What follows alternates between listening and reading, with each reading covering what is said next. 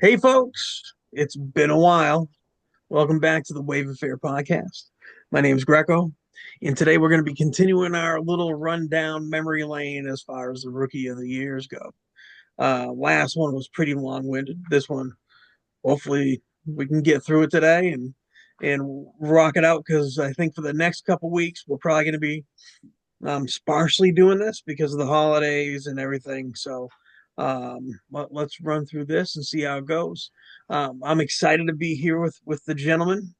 Of course, the ubiquitous Mr. Rolo with the new haircut, looking all egg like. I like it, Mr. Rolo. Oh yeah, that's throwing me back to middle school years when, particularly the girls in the class called me Eggy because of the shape of my head. Whenever I would have the short hair, in particular, called me Egghead. So thanks for bringing that memory back. Brother, Right. I try to open as many old wounds as possible when I speak with you. You're uh, welcome. but even going back to then, I was always a Red Sox fan, baseball fan in general, but certainly Red Sox fan, and that fandom has been tested a little bit in recent years. But it's been a little bit of a mixed bag so far in this hot stove season. But anywho, yeah, I'm Quinn. I'm Quinn Rolo, and interested to finish up this Rookie of the Year topic and maybe touch on some of these signings that have been going on or not going on. But before we kind of touch on that, I'll kick it over to Matt. What's up, everybody? This is Matt. Ready to talk, finish up our discussion on Rookie of the Year tonight. Um, I am a Red Sox fan, as Quinn is. I'm not particularly thrilled with the fact that they didn't get Soto. I do like the fact that they got a left-handed pitcher who throws strikes. I like that. Um, but I know we're going to be talking about Rookie of the Year tonight, and I just looked at one of the rookies that we are going to talk about. Um, and I like to rip this guy from one end to the other. His name is Craig Kimbrell, but we'll get into that a little bit later. Little preview for you folks. Yeah. Yeah, that's a little tease. Mr. Taylor's motor's already running. Big market tease right there. But So with before, that, I'll hand it over to whoever wants to go next. before we dive into these rookies, though, I think we need to acknowledge that Matt didn't have to eat his hat That's because the Sox did not end up signing Juan Soto. So I'm a little, just small s sad about it because obviously he's a great player. Would have been nice to have him, but I think Matt's with me here that we didn't really have any really strong expectation that the Red Sox were actually going to sign him, and then based off of how much more he ended up signing for with the Mets, I mean, the Mets just weren't going to let him go.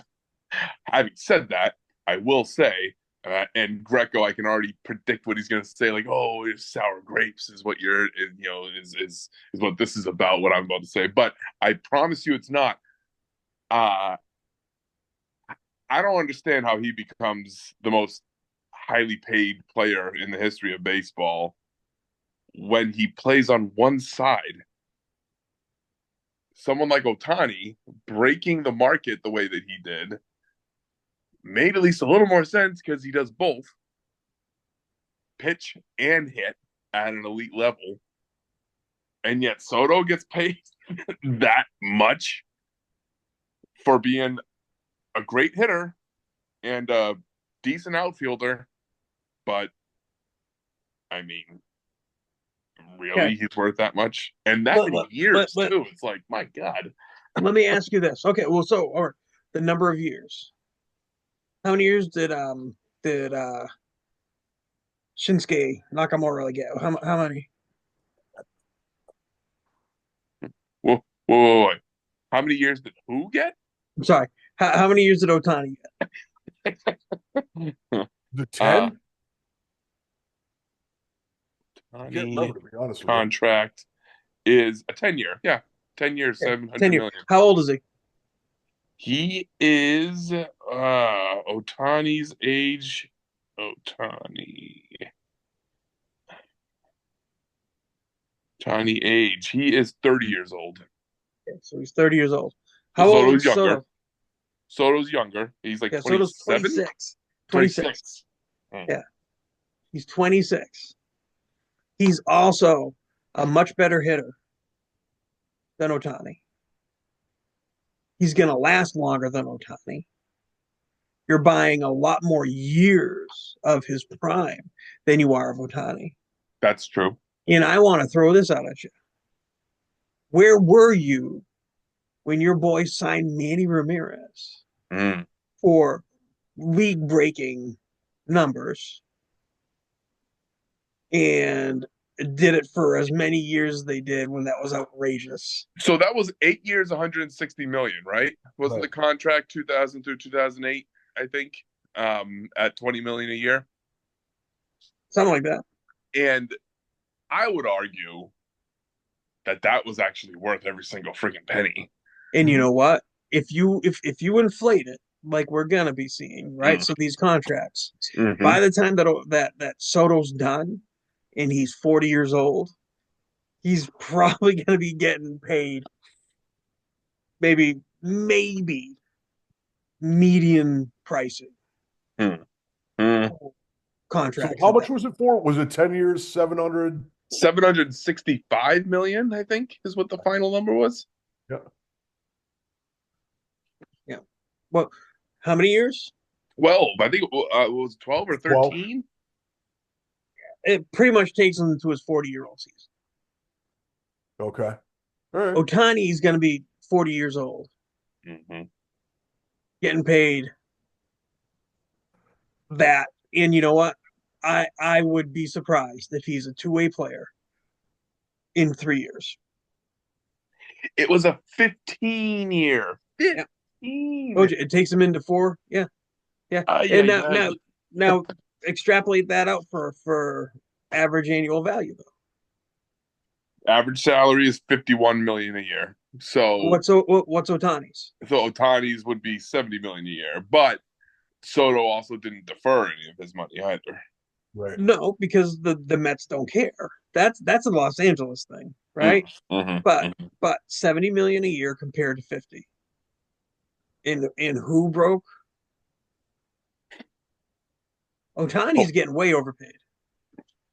I disagree. You could Because Otani also brings in like an entire country Oh no, of no, no, no. Okay, no. I agree with you on that. I agree with you on that. If you want to talk about adding revenue mm, because you're going to get eyes on you, 100%. It's a great business decision. Yeah, 100%. But I'm talking about the product on the field, the talent that's going to be on the field.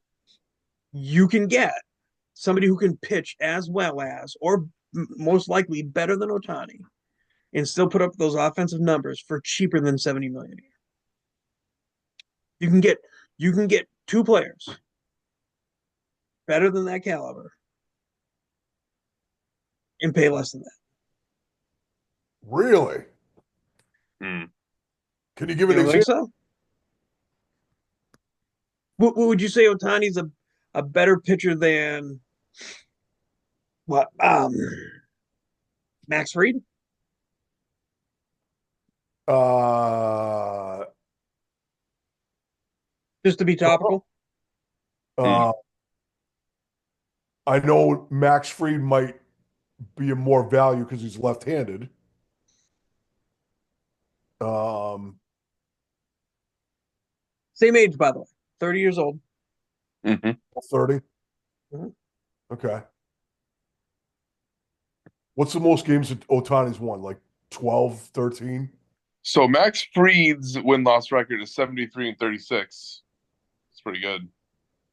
307 ERA, 863 strikeouts so far. Otani pitching stats.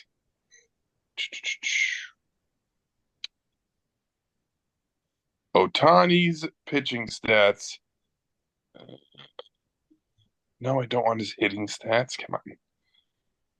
Get to So while he's looking that up, if you it's you gotta scroll down too on it. But Yeah. so he got paid by the Yankees 218 million over 8 years. All Who right. did? Freed. Oh, okay. All right. Signed with the Yankees. 218. I didn't even That's what he know got that. Wow. over 8 years. Wow. You can get him and name your hitter who's probably going to stay in the field longer because he doesn't go both ways. So years, 218 million, that's less than 30 million a year. Yep. Yeah, maybe you're right. Uh, yeah. And you get younger players. And you get guys who are not going to go both ways and potentially hurt themselves and take them out of the both Yep. ways, right? And Otani's going to end up being one way soon. They're going to have to. Or he's going to be a reliever like he did in the WBC. Juan Soto, that deal is a better contract than the Otani contract. Too many On years. the field, on the field, on the field. Why? He's getting the same amount. He's gonna be the same age as Otani when his contract's over. How's that too many years? It's gonna be uh they're gonna be paying him well past any premium production that he's gonna be providing. Otani's gonna be paid until he's 90. Listen, uh, okay? No, but here's the deal. Think about it, okay? mm, What year was it? 2004. Well, what was it 14 years ago? Or 15 years ago? 2009, right? yeah. Think about some of the contracts and what the cost was in 2009. Mm. And we were screaming about how expensive those were. I mean, we were in the maybe pushing 200 million, right? Um, Yeah, that was so, only 2 years after A-Rod had signed with the Yankees for like that, I think 10-year, $250 million contract, I want to say.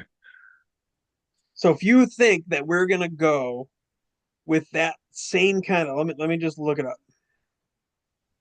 Um, we're gonna be at the same price in 15 years from now. I mean, that's awful. It's not going to happen. His value, again, is probably going to be median. There's probably going to be more billion-dollar contracts for the higher price players that we're going to see, and it's probably not going to be for 15 years. I think part of the deal too is that uh, when you're the Mets, uh, you're fighting for the back pages with the Yankees, and you also get to True. steal a player from the Yankees. So I think that was a big motivation for it Yeah, too. I'll tell you what, though. In my opinion, the Yankees are better off for not having him Maybe. because they were not most likely they weren't going after Freed, right? Mm. And they got If they sign Bellinger, him, yeah. and I think Bellinger's not he's not Juan Soto, but he's going to cover some of that, right? They're not gonna see the production, but he's not you know what freaking you know Jackie Bradley Jr. out there, so He might bring up his numbers again with the short porch in right field. mhm. And I'll Uh, tell you what, they're not done.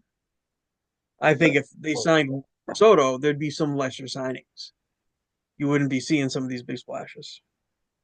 Well, and I think that's where the Red Sox are still, to be determined how I feel about their offseason because I think them trading for Garrett Crochet is promising, but it yeah, also is in keeping with their strategy these days, which is cheap. And if they end up re-signing him to a deal that is, may end up being still cost effective if they sign him early, buy out some of his arbitration years. But at least shows a commitment that will pay some money for good pitching, then I'll change my tune. But I mean, it still just seems like they're trying to find the least costly way to tinker with their team. And Crochet's better than Aroldis Chapman, that's for sure. But um, still kind of holding my breath to see if the Red Sox do anything to actually keep up with the Yankees, or certainly the Orioles in the division. So you guys have one of the better farm systems in all of baseball, right? So you guys, the Orioles, I don't know, I can't even say that, Orioles, um, have some of the best farm systems.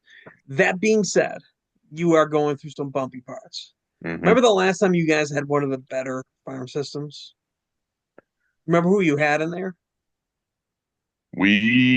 Was that like sort Came of like up. the time of Papelbon, Lester, Pedroia, Ellsbury, that whole Lowry. cluster? Yeah, and it just continued Yeah. because all of a sudden now you all of a sudden you had your boy from Aruba. Why am I drawing a blank? Oh yeah, Xander Bogaerts and then Mookie Bogart. Betts. Yeah. Jackie Bradley for a flash there, but he wasn't as good Hey, as those other guys. listen, Benintendi, Benintendi was a solid player, yeah, and then of right? I course mean, Devers too. yeah, I mean, all of a sudden you guys had and you won with them, Mm-hmm. right? The difference is that you guys were able to cultivate those players, bring them up, and then add pieces that you needed in order to make sure you did it. Mm-hmm. That's kind of what you're doing now. The only difference is that you're meddling. And here's the problem. You have the Yankees being the Yankees, albeit maybe not as much this year, but you have the Yankees being the Yankees. You have the Orioles being the Orioles now, and being a juggernaut with their young farm system, and Mm-hmm. they're going to be doing the same thing you are. And unfortunately, you have some competition. Indeed. Sucks to compete. Well, Yeah, tell me about it. if I'm not mistaken, there are two players out there that I really like, and correct me if I'm wrong. They're both first basemen. Um, and the Red Sox, and I know they won't pay for them. Probably either one of them. I know they won't pay for Pete Alonso. Uh, but the other guy I really like is Christian Walker. Mm. Uh, he's still a free agent, right? I haven't heard he signed. I haven't Uh, heard. Let me look. Jim Walker. I saw him play at a game in Denver. He was playing for the Diamondbacks, and man, Uh-oh. 14 hours ago, I see a headline here. Yankees eye a surprise move. Could Christian Walker be the future of first oh base? boy. Uh-oh. Damn Yankees. Yeah, he's not signed yet. So, um, but yeah, I mean, those are guys to pay for.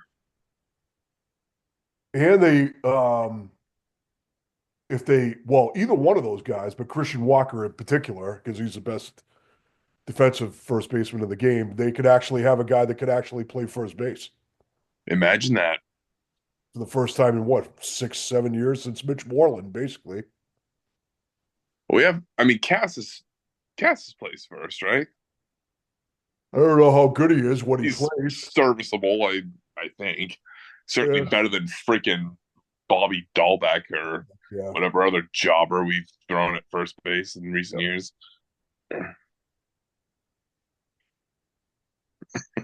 So much But venom. but we digress. We could just extol Well, yeah.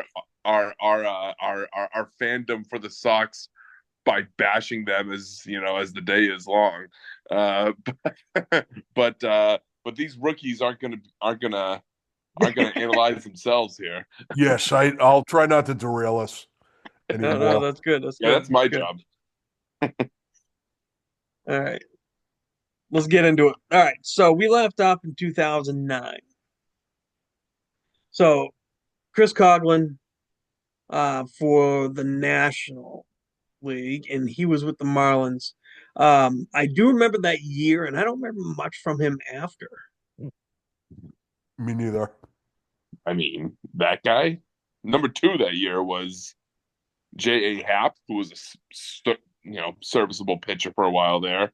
I think Yeah. the biggest kind of second guess looking down on that whole list is the fact that Andrew McCutchen placed fourth in the Rookie of the Year voting, and he might be Oh, the most glaring. Like, oh, damn, he was a player there for a while. He was a really good player. Hmm. I've always been a big fan of Andrew McCutchen. Mm-hmm. Yeah. Well, I mean, my man did win a MVP. Yep. And he did it on a struggling Pittsburgh Pirates team. Mm-hmm. Um, but I mean, if you look at the stats that year, both did really well. But I mean, Coughlin with the batting average, Yeah. Yeah, the 30, batting average is nothing to sneeze at. That's for sure. yeah, 35 points higher, similar RBIs. Yeah.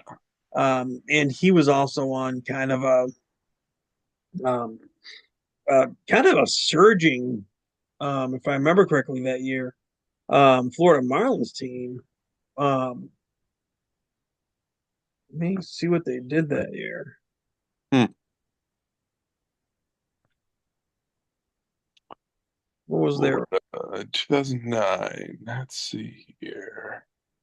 87 and 75? They finished second. Mm. So they did well. They weren't they weren't anything to shake the stick at. You know what I mean? They did fine. Mm-hmm. Um, I don't see them getting into the playoffs, but they certainly made a run. I mean, they had Josh Johnson, Ricky Nolasco, Chris Volstead, Anibal Sanchez, Andrew Miller. That was their starting rotation. Nothing wrong with that. That's pretty damn good. Yeah, yeah, um, yeah. They had a good team. Um, yeah. So yeah, I mean, I'm not surprised that he won. I think it's unfortunate that he didn't carry on. And yeah, I mean, if you think about, And you it just know, kind of petered out. yeah, well, in just in retrospect, I mean, like you said, I mean, obviously, hindsight being 2020, McCutcheon not getting it is glaring. Yes. But you know, Coughlin had a year. But Greco, I gotta hear you. You gonna get a little misty. You gonna get a little misty eyed talking about Rookie of the Year winner in the American League that year. No, No, not a big fan of his. no. I like Bailey. For me, he was one of those guys that I had already kind of gotten the lay of the land when it came to my closers. Mm, And I didn't expect him to last long with us. Um, you know, his that season was a fun season for us. Um, and I think that he had an opportunity to stick around a bit, but I think he only stayed 3 years with us, and then he yeah, went to before he you. went over to Boston, and now he's back with us as the pitching coach, which I kind of have mixed feelings about because I feel like whether it's his philosophy or it's some other nerd philosophy, the way they're like asking pitchers to like um like kind of twist their arms to get movement on the pitches, I feel like it's Yeah. just going to lead to injuries and uh um just kind of feels like it's not the greatest long-term option for the health of pitchers. But I don't know how much of that is Andrew Bailey or how much of that he's just like a vessel for nerd stats. Well, they Well, flamed out at the end of the year too, all the Red Sox pitchers in the bullpen that use that pitch. Mm. yeah, I mean, honestly, um, you know, this league, and this is a topic that we said we'd talk about at some point. This league is full of Tommy John, Yep. and a lot of that arm movement comes from that. Mm-hmm. We're not in a um you know, philosophy wise, we're not in a pitching centric kind of deal where we're thinking about long term innings or long relief. We're thinking about specialty, unique pitching and when we're going to do it, and it's short lived and even hitting. I mean, think about it. We're watching launch angle, and we're you know um, seeing strikeouts go up, and we don't care. Mm. So I think it's philosophy. I don't necessarily think it's them. Um, Actually, you know what? I'm curious about something. So this year, by the way, for my boys, was a sad year for me, and it Oh, wasn't Bailey. Bailey was a bright spot uh, on this one for me. What made me sad about this year was the fact that he and I'm gonna double check myself. This year, we didn't make the playoffs. We finished fourth. It was 75 and 87. This was the return of Jason Giambi to the team mm. for 1 year. Yeah, he was there. And then this was also my 1 year with Matt Holliday. Oh, Huh. And we waxed poetic about it then. And we also had Ryan Sweeney. I mean, this lineup was probably one of my favorites. We had Kurt Suzuki, Jason Giambi, Mark Ellis, Orlando Cabrera. You remember him? oh, Cab. Oh, yeah. Yeah, Yep. Adam Kennedy, Matt Holliday, Rajay Davis, Oh. Ryan Sweeney, and Jack Cust. Mm. And Jack Cust was probably one of my favorite players of all time. They used to call him Babe Cust. I don't know if you guys even remember him, No. but you should look him up and take a look at his picture. He almost looks like Babe Ruth, but this dude went through a time where all he did was just hit home runs. That's all he did. Oh, and by the way, on this roster too, Nomar Garcia Powell. Oh, no, ma. Nomar was with us That's on this favorite. one. Yeah, but what I'm really interested in, seeing who is also in the pitching staff. Yep, just as I thought. Also on the pitching staff for these Oakland A's in 2009 with Andrew Bailey. Mm. In the bullpen was a young man named Craig Breslow. Oh. How about that? Mm. Uh, Full circle, a pitching coach and the GM. Full circle. I will tell you though, if if they're going from um what they learned in Oakland, specifically maybe even that year, um the pitching coaches that we've historically had have been some of the best. And I want to say that um, and let me see who it was this year. Let's see. Um, I want to say it was Peterson. I'm not seeing it. But yeah, I mean, while I'm looking that up, you guys can wax poetic about something else, or bitch about the fact that they're in cahoots with each other. Wow.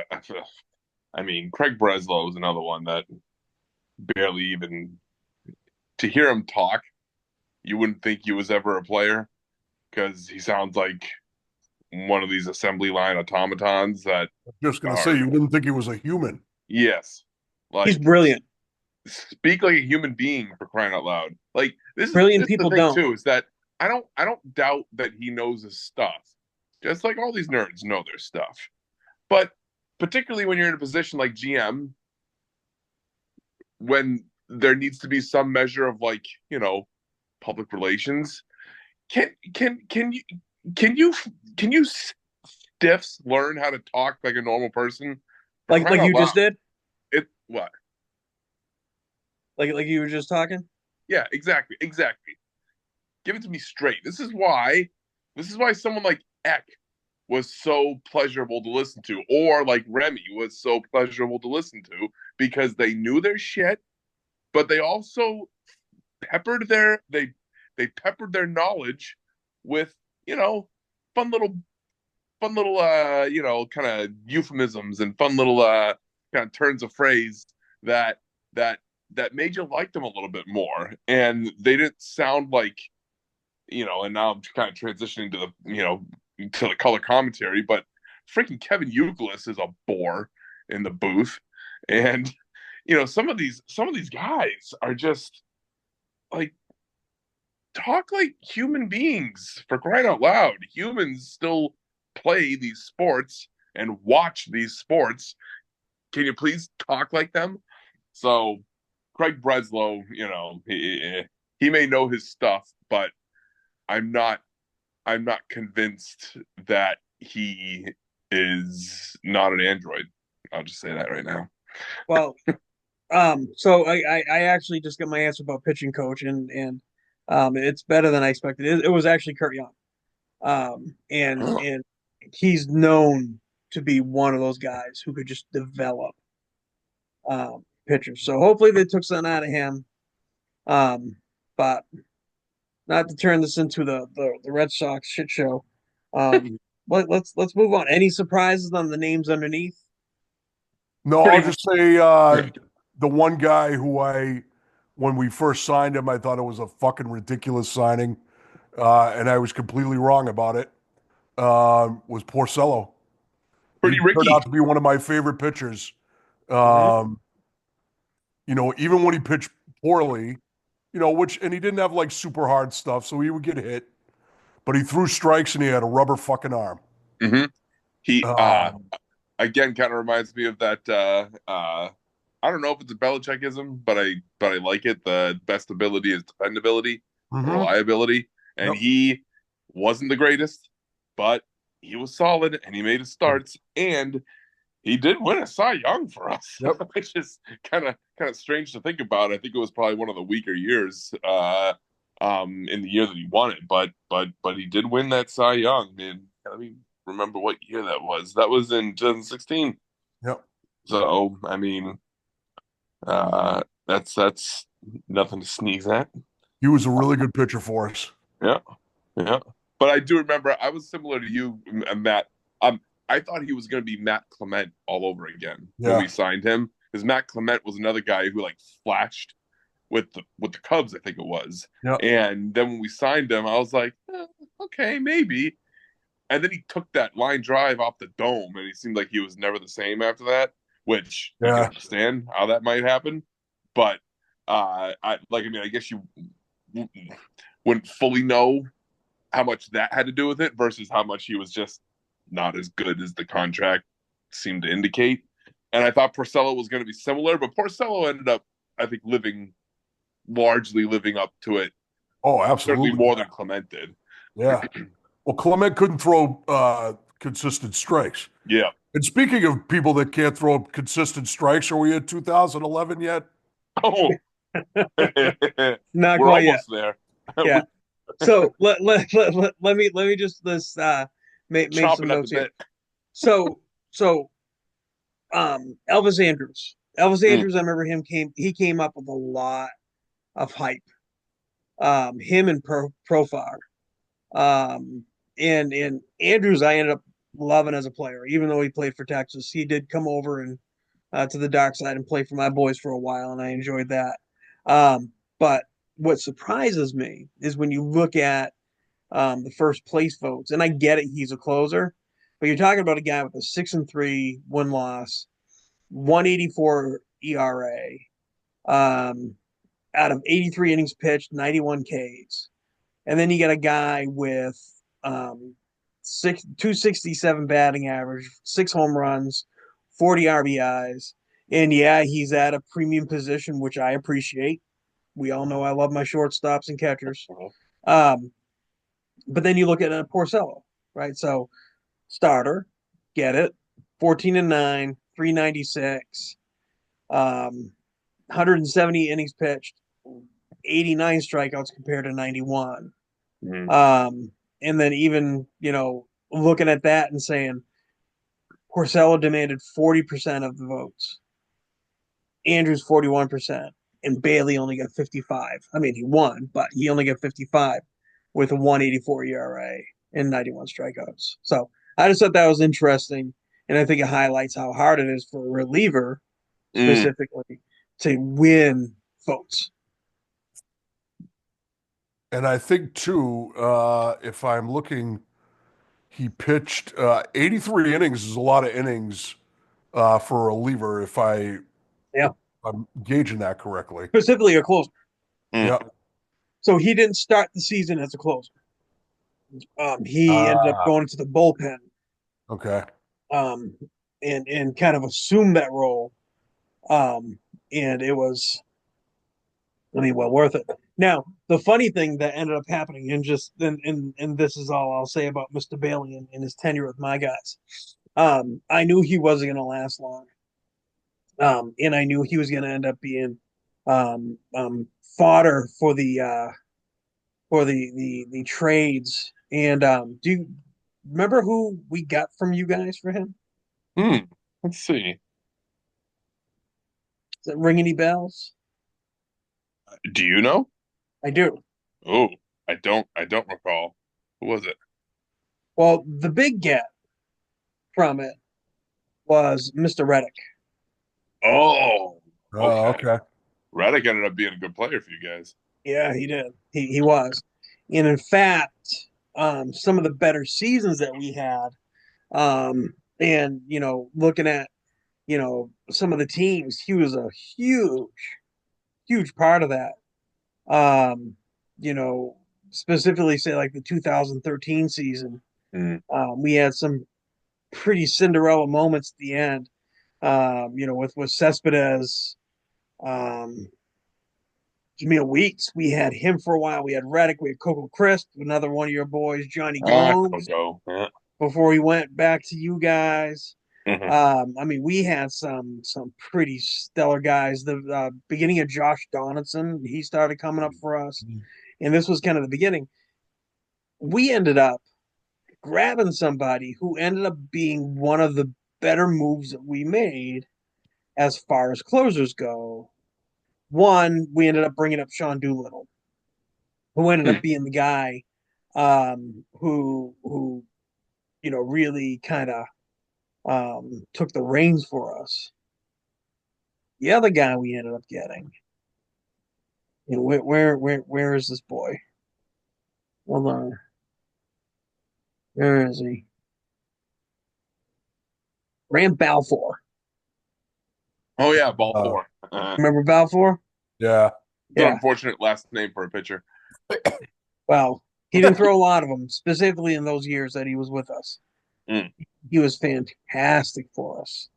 And those were some pretty magical seasons, and a lot of it was because we ended up getting rid of Bailey.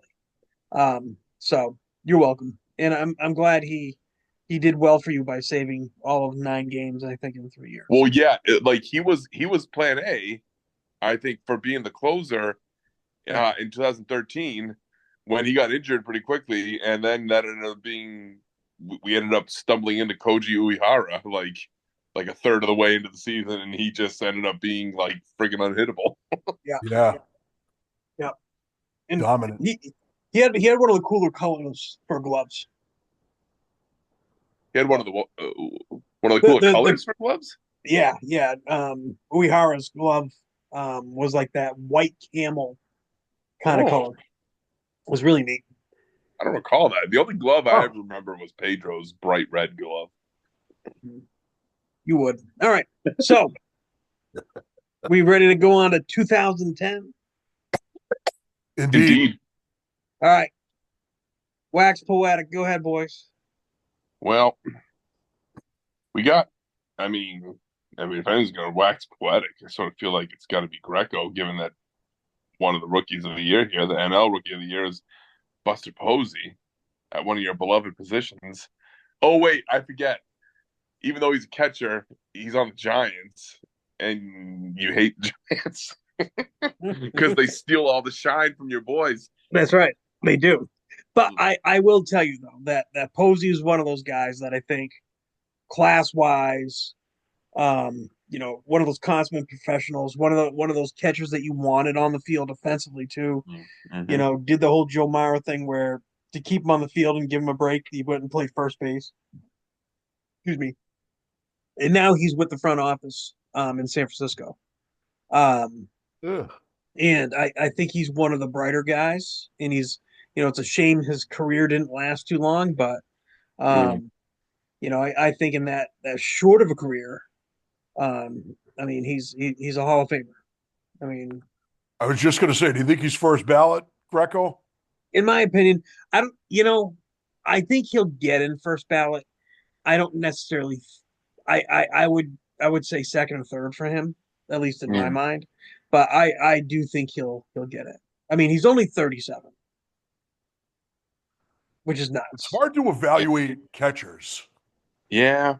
because you It- can't hold them to the same standards right. that you hold other players. Yep, you just can't. You can't. 302 career batting average though Yeah. Yeah, is like for a damn. catcher is pretty amazing. Um, the other piece too that you gotta think about is what he did for that pitching staff Yep. Mm. and how many World Series rings. Yep. That's true. He was right there in the heart of their win off here, win Yeah, off here. yeah, yeah, and he was a huge part of all of it. So, Mm. um, On a batting I title too. yeah, batting title, yeah, 336. I think he gets in, fairly early. Um, I don't think he's a first. I wouldn't put him in first ballot, but I bet he gets in. He was integral at, I think, changing the rules of collision plays at the plate Yeah. too, because of You how think? injured he got from that one play. Well, yeah, yeah, and it's because of his star power. Right. You know, um, so yeah, no, I think Posey's great. Another great baseball name too, by the way. Oh yeah. I mean Buster, come on. And then you put a Posey on the end of it. Come on. Yep. Right? Yeah. Although I thank freaking God, he never played for the Yankees, and we would have been subjected to, you know, some stupid John Sterling call. Pick up Posey, some Oh sort of yeah. ridiculous And play you know on what have been. words. So do you know what his real name is? What is it? Gerald or Gerald, Ah, but I think they say Gerald. Gerald Dempsey Posey. Huh. definitely you made the right choice by going with Buster. That's a total baseball player name right there. Yeah. And um, at least in my estimation, absolute slam dunk as far as just looking at the other nominees that year, so to speak. I mean, Jason Hayward on Atlanta was a good player.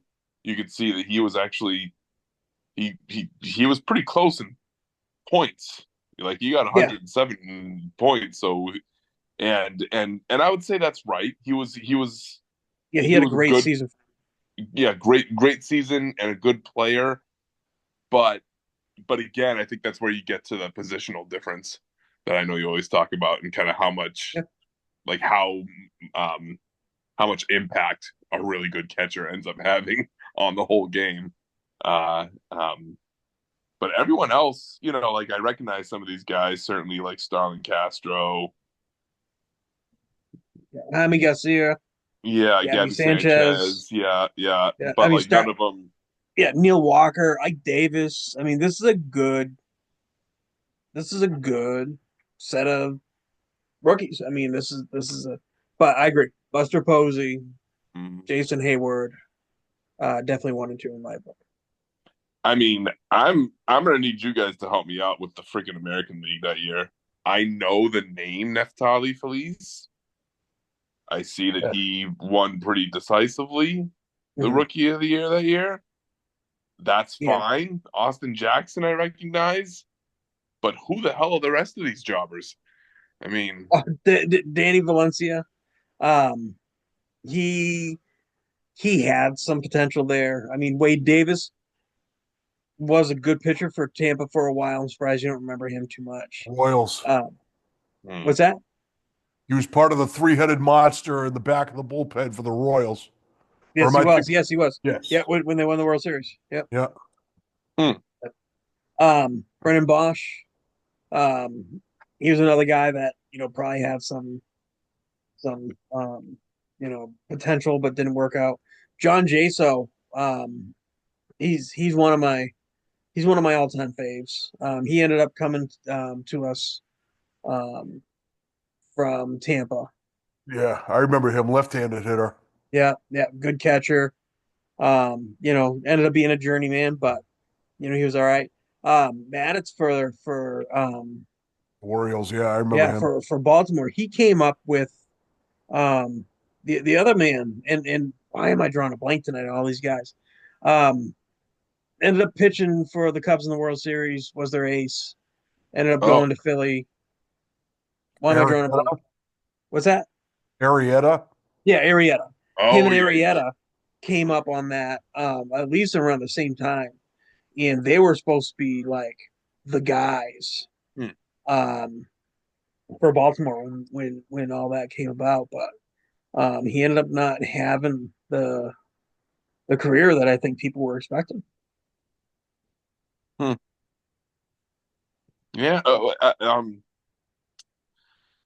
mean, just kind of the calm before the storm as it relates to the looming uh 2000 2012 year. I know we got 2011 to talk about too, but sort of just feel like, Buster Posey is, I think also will end up being a Hall of Famer, but that American League class to me just kind of, yeah, doesn't really do Wasn't your thing? Yeah. Well, Neftali Feliz, I remember like it was similar to the Red Sox in '86 when he was in that World Series of the Cardinals.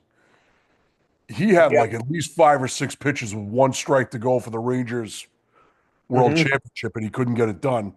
Yeah. Yeah. Uh, And he was there against San Francisco in the same position. yeah. Yeah. I don't recall him throwing bad pitches or anything. They just hit him. He had good stuff. It moved, but yeah. And nobody could get David Freese out that year. Hmm. No, no. Freeze was a monster. That was probably one of my favorite games ever to watch. Yep. Um, all right, Taylor, I want you to talk a little poetically about Mr. Kimbrell. Oh, yes. Let's Well, hear it. the man who couldn't throw strikes. Uh, 2012 Rookie of the Year, Craig Kimbrell, with 100% share of the votes. Go. let's see. Who did he go up against? Hang on a sec here. I think you got a second guess right there, right below him, actually. Yeah, but statistically, I don't think you can. Hmm. Fair. I mean, I Freeman, wouldn't say he sorry, my internet's slow here. Oh, here we go. All right. Right below him, Freddie Freeman. Let's see, what was his 4-3, 210 ERA, 46 saves. Hard to argue against that. yeah, and he led the National League. Um, only gave wow, 127 only gave up three strikeouts. home runs. 127 strikeouts. 127 Holy shit. strikeouts in 77 innings. That's that's pretty absurd. Yeah. Wow. Boy, did he go downhill. Well, but this is the thing though, Matt, the thing, and I agree with you, that was like maddening to watch him when he finally came to the Sox was it felt like he didn't know where the ball was going half the time, and Nope. like he'd constantly be walking batters. And Yeah. but you look at that rookie season, 127 strikeouts to 32 walks. It's a pretty damn good ratio. He I'll tell you, like well, they don't just hate him like I hate it. Like they hate him in Philadelphia because he gave up, I don't know, like 4 home runs against the Diamondbacks and the league championship series there. I watched him when I went to Baltimore in August. He gave up like 3 home runs in a third of an inning there. Although I guess at least he's throwing the ball over the plate. Hmm. So, Um, but all right. Let me ask you this. So, saves yeah. 46, 42, 50, 47, 39, 31, 45, 42. Would you be sad with any of those? No. Um, but But let's look at his postseason numbers here. I mean, so for your boys, pitched 3 seasons, Yeah. 31 saves, 35 saves, 42 saves,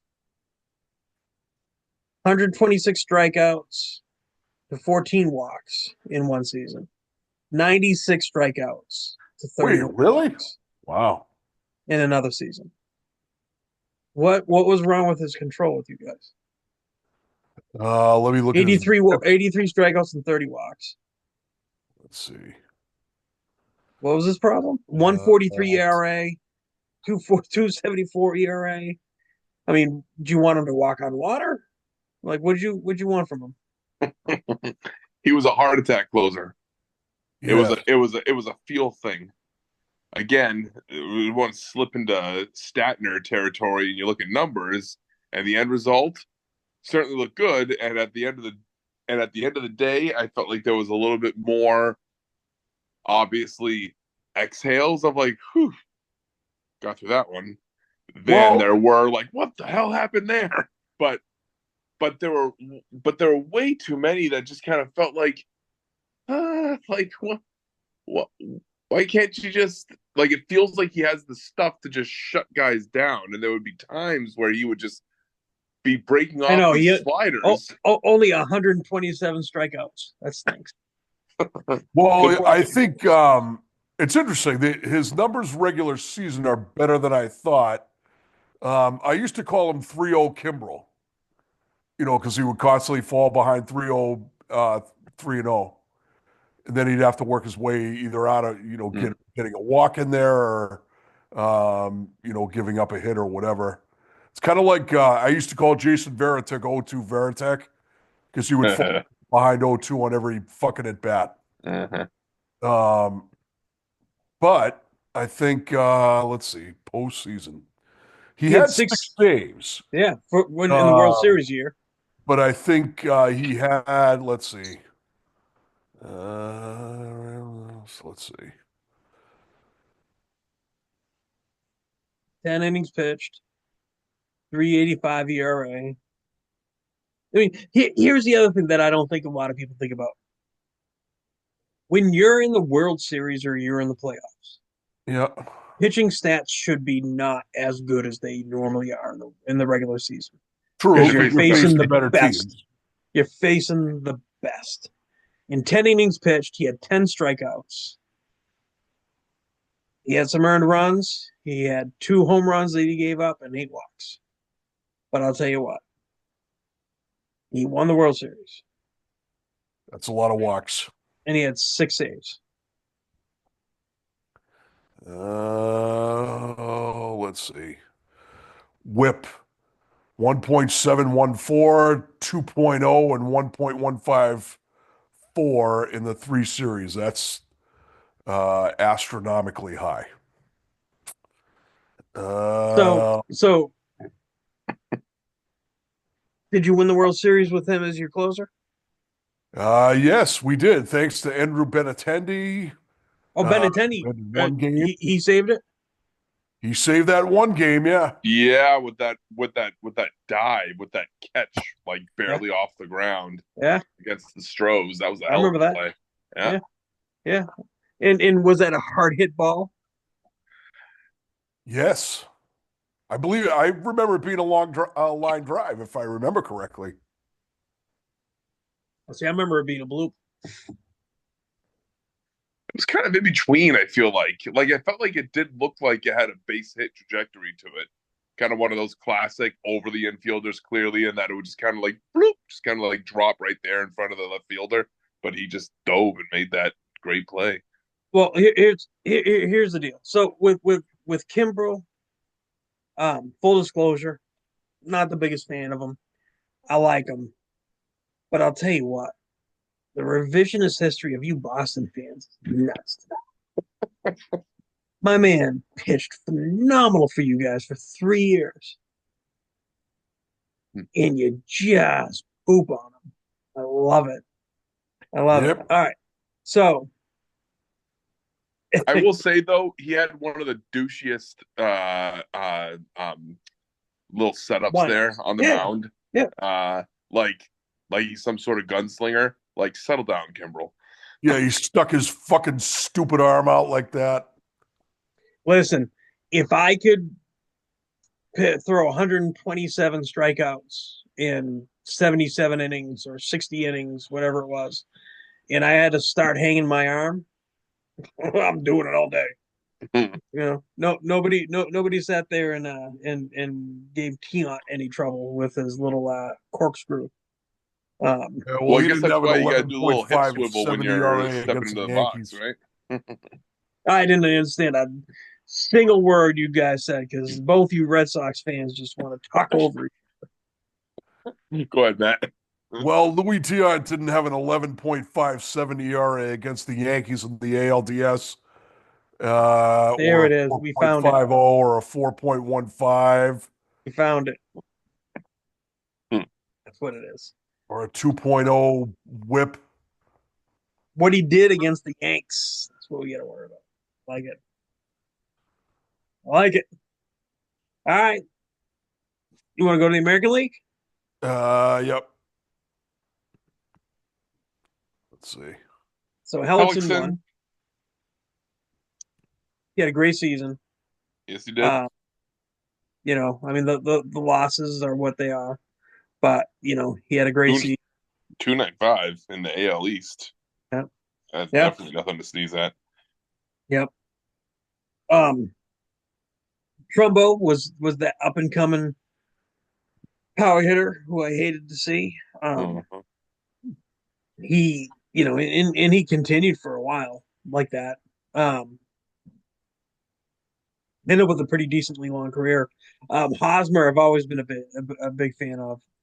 I'm sad Hosmer was about a how guy that was constantly rumored to go to the Sox as like being someone that would have like been a good first baseman, good in the room, good leadership. Like when we seemed kind of adrift in like some of these later years. And I guess we you did did. end up getting him in Yeah, 2022.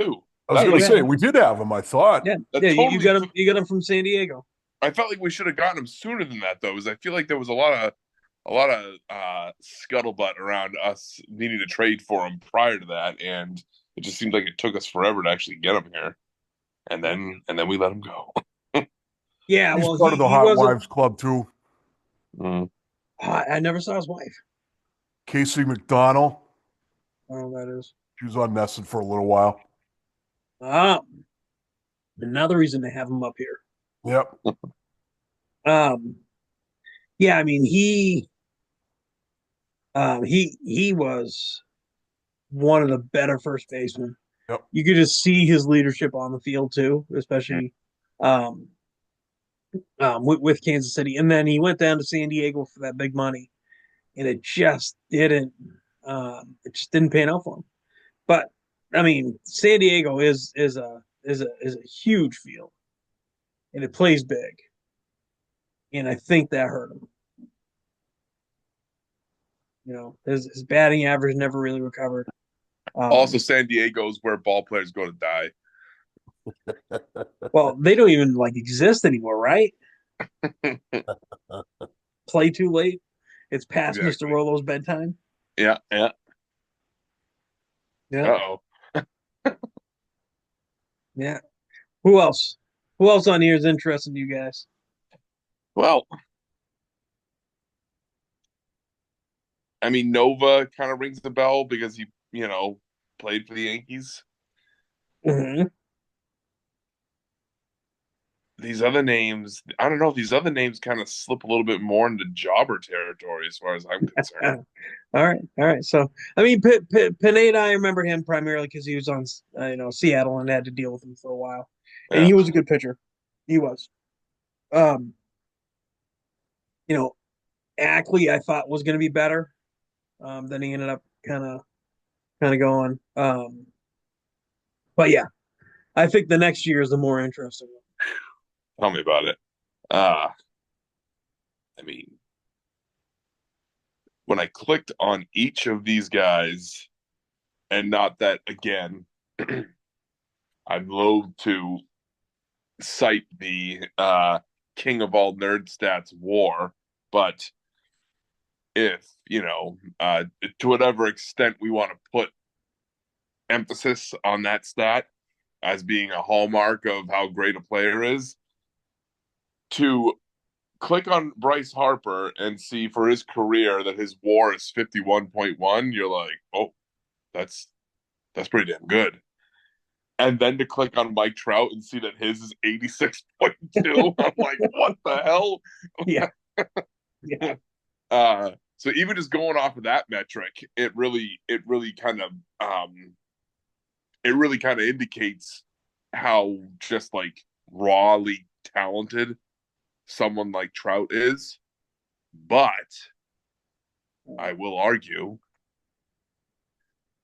that Harper has found himself in the mix yeah. of like of like important games with the Nationals, won the World Series. Wait, was he on that Nationals team that won? No, he It had was the left. That's right. year. That's right. It was That's the right. year he left. They won. It was the year he left. So fair enough. He wasn't on that World Series team, but he certainly helped get that team kind of him and Strasburg. I feel like were chiefly responsible for kind of bringing the Nationals up from just being kind of a punching bag for a while there, and then he's been like I think he's been really good with the Phillies and has been played a key role in some big playoff games for them, and he just Harper, for as talented as he is, also like Trout, where he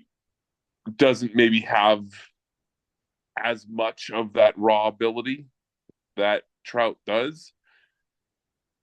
Harper just seems to have a little bit more of the intangible kind of. He's in the mix a little bit more than Trout. All right. Are you done? Yes. Okay. But before I start going, Taylor, I had baseball reference up, so I didn't see when you got the boot.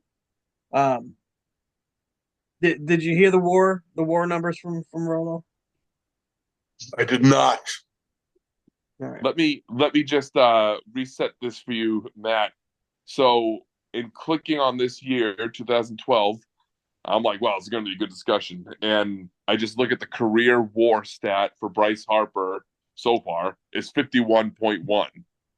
Pretty damn, pretty damn good. Pretty impressive. And then I click on Mike Trout, and his career WAR thus far is 86.2. Just Oh, like wow. what?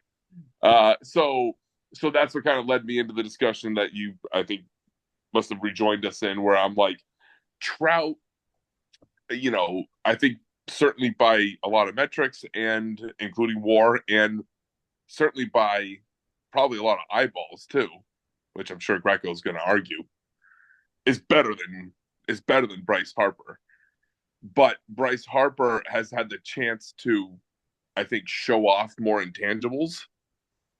Uh, and maybe the crux here is Trout just hasn't had the chance. If Trout has had, if he's been on a team that gives him more chances, maybe he'd be showing us more intangibles like getting big hits, getting clutch hits, and all those sort of things. And he just hasn't had that chance. But I think I think it says something that Harper went from the Nationals, a team that he did help to kind of build up in terms of like being more respectable, uh, to then going to the Phillies, where I mean, talk about going into the Lions' den as far as any sort of attention and you will get absolutely crapped on, I think, even worse than Boston fans, Greco, if you end up not succeeding in Philly. Uh, and Philly's and then ruthless. Yeah. meanwhile, Trout is just kind of like, wasting away in a franchise that's almost as relevant as the San Diego Padres, in the Los Angeles Angels of Anaheim. But I'll stop talking. So 86, does that mean he's added 86 wins over his career? Yeah. Okay. Above the average player. Okay. So And that's just what, like, So wins above replacement, and this is where his 2024 was obviously marred by injury, so he didn't play very much, and his WAR was only 1.1 in 2024. But yeah. even with a year like last year, his career WAR is still 86.2. Which I guess if you average it out over 1, 2, 3, 4, 5, 6, 12 seasons, 13 seasons. 13, 14, 86.2 divided by 14. It's like 6 or 7 wins a year. Yeah, yeah. so Just who him would by you say is himself. the Yeah.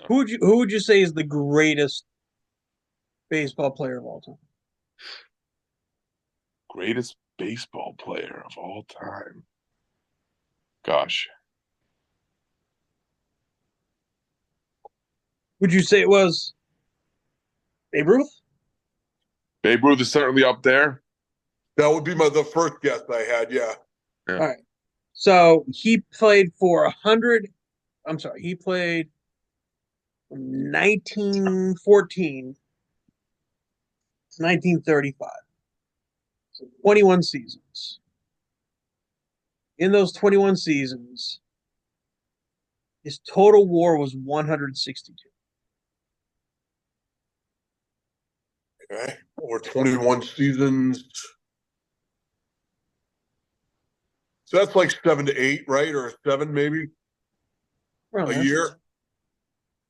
All right, let's Yep. look at Mantle. Mantle played from 51 to 68. So 18 seasons, 110. How many seasons? 18, because you got to count the full years. So Yeah. 51 to 68. So that's 6.1 per season. Yeah. Trout is in my lifetime, and I hate him because he plays for Anaheim, the best natural ability player I've ever seen play. Just effortlessly do things you didn't think could be done. That's my Trout. More than Griffey, more than Harper, and I think Harper's up there too. Mike Trout is one of the most disgustingly talented players that I've ever seen. And Rolo, you said it right. Who'd you say turned around or helped build that franchise for Washington? Harper and Strasburg. I Yeah. feel like those two were like the big ticket, like newcomers that brought them out of the depths ever since they had come down from Montreal. Harper and Strasburg. Yeah. Yep. Right. Who won the World Series for them? Soto. Yeah. Yeah. And Strasburg. And yeah, Strasburg won the MVP. Yeah. I will tell you what. The Anaheim Angels of Los Angeles, California, half San Diego, whatever the hell they want to call themselves. They have never had pitching on that side of the ball in all of my Trout's career. And Your boy, who you guys both say is probably the best player you've ever seen, played with him, and he couldn't even. You can't blame Trout for Los Angeles Angels of Anaheim's problem. Can't. Why did he sign with them then? I can't imagine they were the highest bidders. So, you know what, Taylor? When Yep. we talked about the Oakland A's, you hated the fact that teams leave their right. Teams should never leave their fan base, Right. right? I don't think there's anything wrong with a player who sits there and says, you know what? This is the team that drafted me. This is the team that I have an opportunity to Yeah. play the rest of my career with.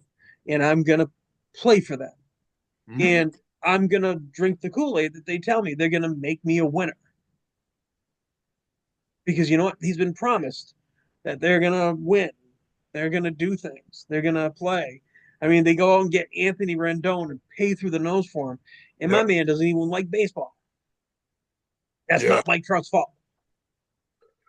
That's not. If anything, the No. problem with Mike Trout is that he cares too much. And that's why he's not on the field as much. Mm.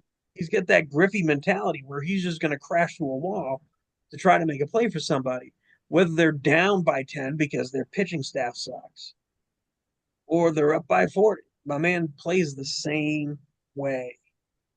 And I hate him because he plays for Anaheim. Yeah, I don't. It's easy to say that. I agree. It- I think, I think the Angels tried to bring in a good amount of free agents, but I don't think they did a great. Obviously, they didn't do a great job developing pitching. No, they haven't. I mean, unfortunately, I mean, this is awful, but one of their best, potential pitchers died from an overdose. Right. Skaggs. Yeah. I mean, he was probably going to be one of their better pitchers. Um, they've attempted to, but Yep. I I don't share the venom that Rolo has with Trout, and I think it's ludicrous. Well, and I wouldn't even say venom. I don't have anything in particular against Trout. I just feel like I don't know. I believe you said he was overhyped. The, He was um, overrated. I feel as though that it's easy to put up big numbers when you have no pressure ever. I think it's hard to put up big numbers on a team where you have nobody else but you to play on. There. I was going to say it depends on who you have hitting around you. Yeah, yeah. I mean, you even have Pujols, and Yeah. Pujols wasn't who he should have been for a long time. Yep. You know, um, I mean, and then when you did have Otani, I think he spent half of his career injured when he was with Anaheim. Mm-hmm. So, Yeah. you know, uh, Trout may end up somewhere else. I've heard grumblings now that they may actually move him. I think the problem though is Artie Moreno wants to sell the team, and the team's more valuable with Trout than without Trout. Yep. Right. So I think it's hard pressed to see him go. But how funny would this be? Because guess what? Guess where he's from? Yeah, where is he from? You mean Jersey? Trout. Yeah. He's from Jersey, if I remember correctly. He is. He is. And you know what his favorite football team is and his old favorite baseball team? I'm guessing the Giants. Nope. The Phillies and the Eagles. Can you Oh, imagine? oof! These If two Trout and sharing a Harper, field. that'd be something. That'd be something. I'm trying to think who's their center fielder now. Marsh. Brandon Marsh, yeah. Yeah, because now Harper, mind you, has moved to first base to Yeah. keep him healthy and keep him on the field. Yeah. right? And Trout, they've never taken him out of center.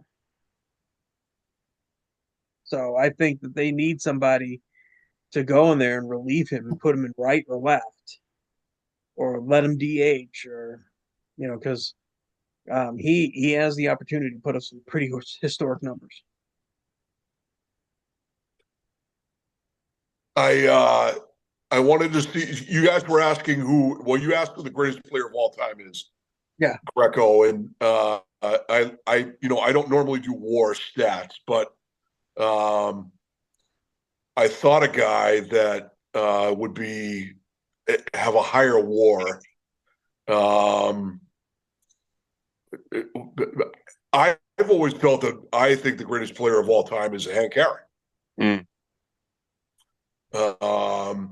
And his WAR was 143 over his career, and he played 24 seasons. Yeah, he played forever. Oof. 23. 23 seasons. That's like between 6 and 7 wins a year. Yep. I was never a Willie Mays fan.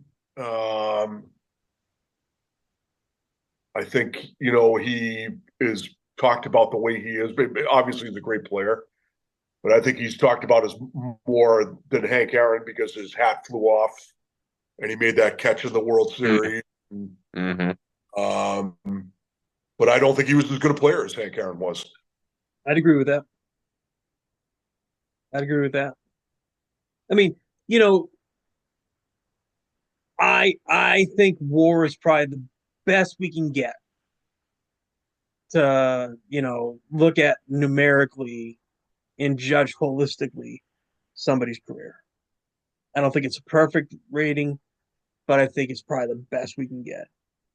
And I like it because it reflects the time period too.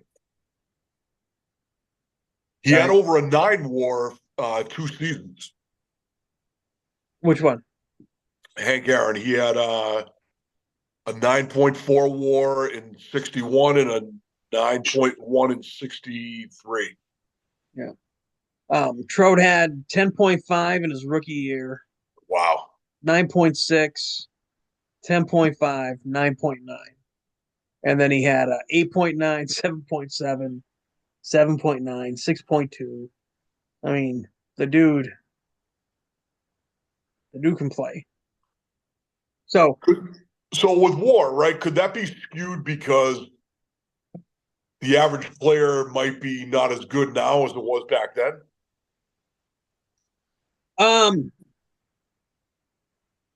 Yeah, but I also think it protects, right? Because when you think about like the dead ball era, yeah, right? I mean, those guys are always going to suffer offensively, yeah, and the pitchers are going to be amazing, right? So I think it kind of goes both ways in that case. Does that make sense? Yeah. Yep.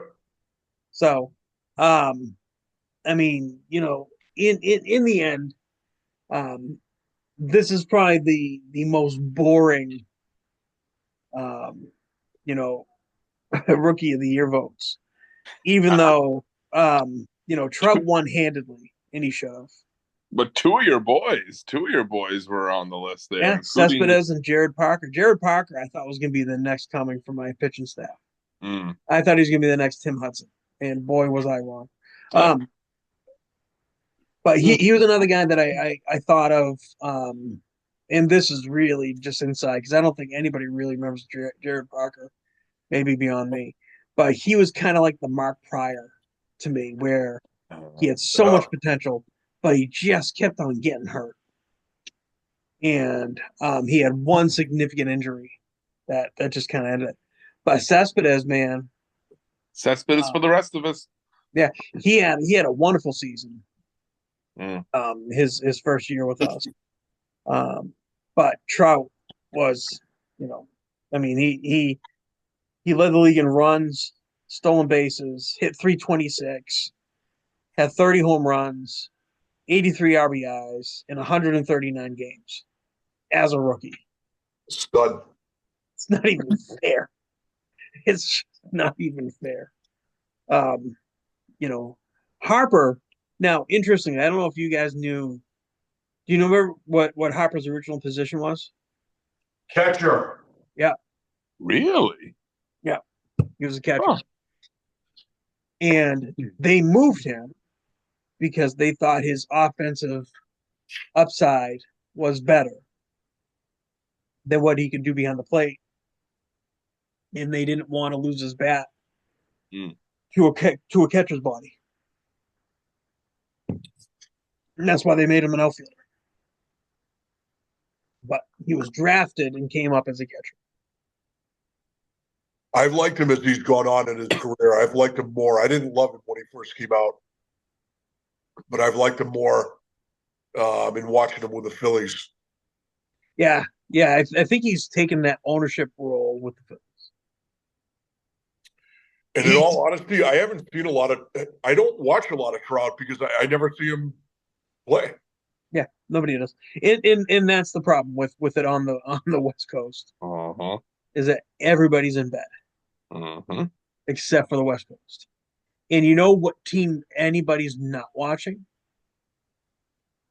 It's Anaheim because their direct competition is the Dodgers. Uh-huh. Nobody's watching them. Nobody. The only reason you want to watch them is if they're playing your favorite team.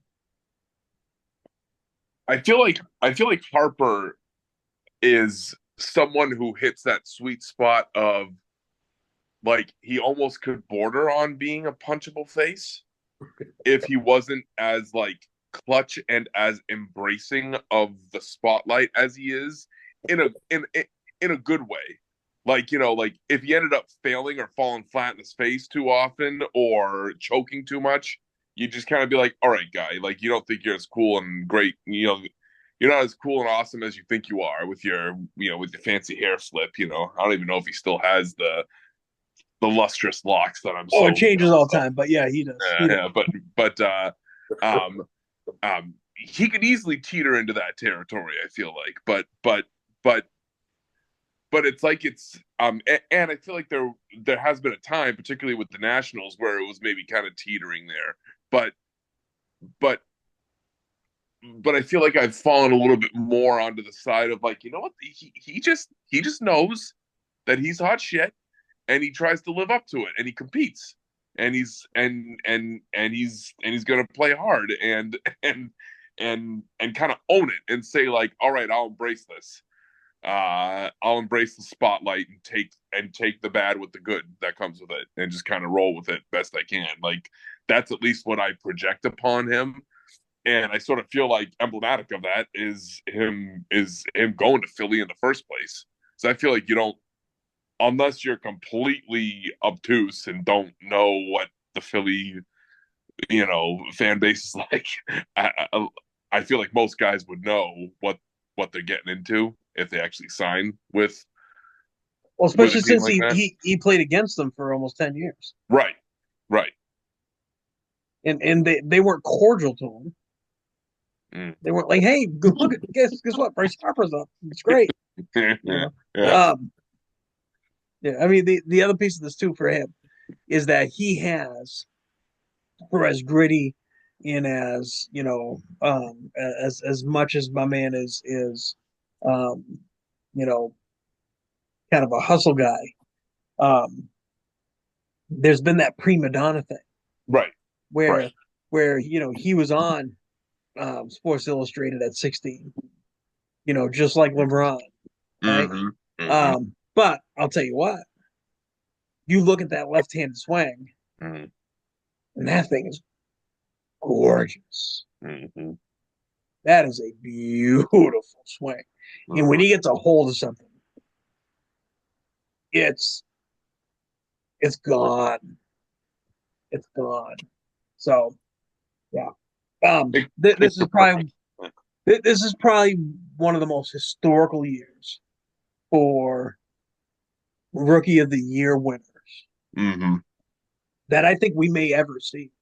Yeah, I mean, consensus absolutely could hold it up to, I know we only went back to like the mid 80s or so, but I mean, you could probably end up holding up to this for as long as the award's been given out, as far as the two biggest no doubters to receive it. And I'll tell you what, I appreciate, even though you did try to do it a little bit, I appreciate the bit of respect you are throwing Trout's way. When you started bringing up WAR, I knew there was going to be. I knew exactly where you're going because if you actually look at Trout's stats and compare him to the best that's playing right now or played in this era, even with him being on the field half the time, he dwarfs almost everybody. I mean, the guy is a so Rolo. Well, so maybe just consider me a little jealous that I don't get to watch him as much. I would love to have Trout come to the East Coast. Yeah, and I'll tell you what. So one of the things that's been one of his criticisms is that fact that he did sign with Anaheim, and that he didn't come to the East Coast, where he's from, where they can put a national spotlight on him. And I'll tell you that in either you can criticize him or you can praise him for it, but the fact that he could have got more money by coming to the East Coast, the fact that the league most likely wants him here on the East Coast because he probably is the best star that they've, at least in our generation, that nobody's able to watch. Nope. Yeah. I mean, he is a phenomenal talent. He plays, he produces. Like, what the hell else is he supposed to do? He can't pitch. He can't catch. He can't play short. And maybe he didn't want to play for the Yankees. I don't know. Yeah. I mean, I think that he did what he thought was the right thing to do. And I will tell you what, I hear the interviews with Artie Moreno. I hear the interviews where they say, hey, we're going all in this year. We're going to go all in. And they sign nobody. Like literally nobody. Yeah. And then Trout, in just a little background, watch some of those interviews, like Google them. I'm sure they're up there, of people asking him during spring training, are you disappointed with what your team did in the offseason when they said they were going to do more to help you? And to the point where they ask him directly, are you going to seek a trade? And he's got to no comment the hell out of him, or just finally say, no, I'm not going to. I made a commitment. I said I was going to play here. I want to win here. I'm going to do everything I can to win here. Yep. And you can call him a sucker. You can call him stupid. You can call him whatever you want. I think that that's integrity. I don't see anything wrong with it. Yeah. And I hate it because he's in Anaheim. I'm with you, Taylor. So, yeah. We go to 2012? I think so. All right. 2013. This is an interesting one. What could have been for the winner? I know. Yeah. In a controversial guy when he was around. Yeah. Talk about a guy who could rub you the wrong way. Oh, yeah. He pitched with some swagger, that's for sure. Yeah. Well, I mean, the top two for the National League, right? So Jose Fernandez won it. And then Yasiel Puig. Yeah, he was a lot of swagger on that guy, too. Yeah. I couldn't stand him either, but he was a good player. Yeah. I'll tell you what, if you ever get the opportunity, and I don't know where I watched it, find the Yasiel Puig story about when he defected from Cuba. And he was pretty much, and I'm paraphrasing here, so don't fact check me on this, but ultimately at one point, he was kidnapped and held hostage by some Mexican human trafficking mules. And to the point where they were trying to extort him and his family for millions of dollars before he even get to play baseball. He was He was literally, I think what it was, he had a couple failed attempts to defect, going over boat, and then made a deal with some human traffickers from Mexico. They ended up kidnapping him and trying to like shake him down, saying we're going to kill you or not let you into the country. And then he escaped. That's wild. So yeah, my man had a chip in the shoulder, and he was cocky and he brought a lot of ire out from people. But after I heard his story, I think I understood a little bit more. Mm-hmm. Mm-hmm. It's quite the tale. Um, but yeah, I mean, National League, good players. I mean, Arenado's on here. Mm-hmm. Evan Gaddis, who that's a fantastic story. And maybe that's another topic for another podcast. Oh, there's that catcher again. Well, so yeah, yeah. I mean, he was a catcher, but do you know where else he was before he ended up playing Major League Baseball? No, He was stocking shelves at a grocery store. really? Yeah. Or no, he was a janitor. He was a janitor, and he was literally called while he was like at a janitor school to Huh. come and play baseball. So I think of him. There's a number of guys. I think in football, the story of Kurt Warner. Yep. Yep. Um, Yeah. being a guy who worked at a grocery store, and then all of a sudden becoming a pro. Evan Gaddis is a good story, and I wouldn't mind going down some of those avenues. Um, but the National League was good. Yeah, National some League was good good. players there. Yeah. Yeah, I mean, Arenado's going to be interesting. He just turned down a trade to I Houston. saw that. Yeah, Yeah, yeah. Really?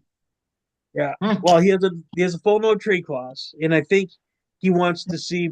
He's not against going to Houston, but he wants to see that they're going to be contenders, Hmm. and he also wants to find out what's going to happen with Bregman, Right. right? Well, yeah, So he's another one that's rumored to maybe be going to the Sox. I guess we'll yeah, wait and so if see. wherever Bregman doesn't sign, maybe in the market for um Hmm. maybe in the market for another third baseman. Mm-hmm. And if that's more of a contender, then Arenado Recording in progress. may decide to allow a trade there.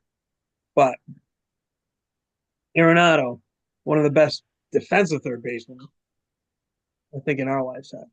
Yeah, he's a good player. Yeah. So thoughts on Jose Fernandez? Well, I don't remember much about him other than being a hard thrower and kind of an instigator on the mound. Yeah, Other on the than that, mound and at the plate. I don't remember that, but that could be true. Yeah. Yeah. And he Rolla, do died you in a remember boating that? accident. Yeah, yeah. He died in a boating accident in Miami. yeah, Yeah, and he was which found to be which was intoxicated in the autopsy. yeah, yeah. And it ended up being one of the more, I guess, sentimental stories about the game where they all wore his jersey. Mm. And D. Gordon hadn't hit a home run in for however many years, and he was with his best friend. And then next thing you know, he gets up and goes yard. And the tears of the players was pretty amazing. But do you remember the Jose Hernandez issue at the plate there, Rolo? No, I don't actually. So Jose in his rookie year, if you look at his stats, he has one home run. I noticed that. Yeah. Yeah. That was against Atlanta. And he went yard and hot dogged it out of the box. Uh, Went around the bases. All the players were yelling at Freddie Freeman, was chirping at him. mm-hmm. Ugla was chirping at him. Um, I mean, they were all giving him some crap. And then he gets it home and he stopped before he can step on the plate by McCann. And McCann's right in his face, Yeah. chewing him out for showing him up. And Jose was not backing down, and he rubbed people the wrong way. Yeah. He did. Yeah. Amazing talent. And Could have been a you hell of know, a. I, What's I, that?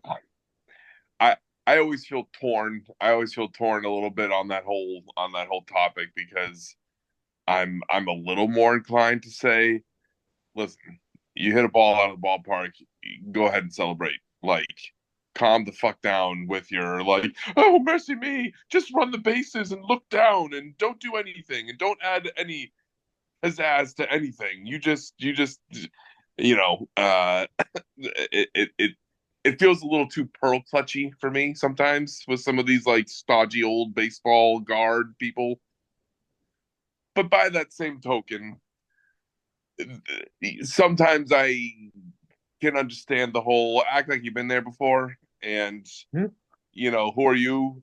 Really good pitcher, happening to hit a dinger, like, and you're gonna showboat that much. I could see how that would be a little grating to to to deal with. And I mean, if the and maybe there are other things going on too that led the Braves players to want to talk shit back to him, but generally speaking, I'm like, hey, guys want to put a little extra stank on it after they, hit a dinger. Yeah, let them have fun with it. Yeah. It adds So flair to the game. just I may be wrong. It may have been because he has 2 home runs in his career. It may have been in another year, but um, I have I have I like the showboating. I think it's creative. Mm-hmm. I do. Um, I think about it though, like it's got to be in the right time. Mm. So you don't want to showboat when you're up by 40, Mm. right? Mhm. But you also don't want to showboat when you're down by 40, right? Right. Right. The time and Um, the place. yeah, like a football player when Mm-hmm. they sack the quarterback and they decide that they're gonna dig a grave and work on the corpse and do all that stuff, Mm. but they're down by 23 and the quarterback has already thrown for 450 yards on their ass. Mm-hmm. Like, what are you showboating about? That you finally did your job? Like, what? You know. Now, at the same time, and this may surprise you, if anything, I think a pitcher should showboat because you know what? If a pitcher's hitting, that also means that he's going to pitch, and Mm. that means the other pitcher gets to throw at him.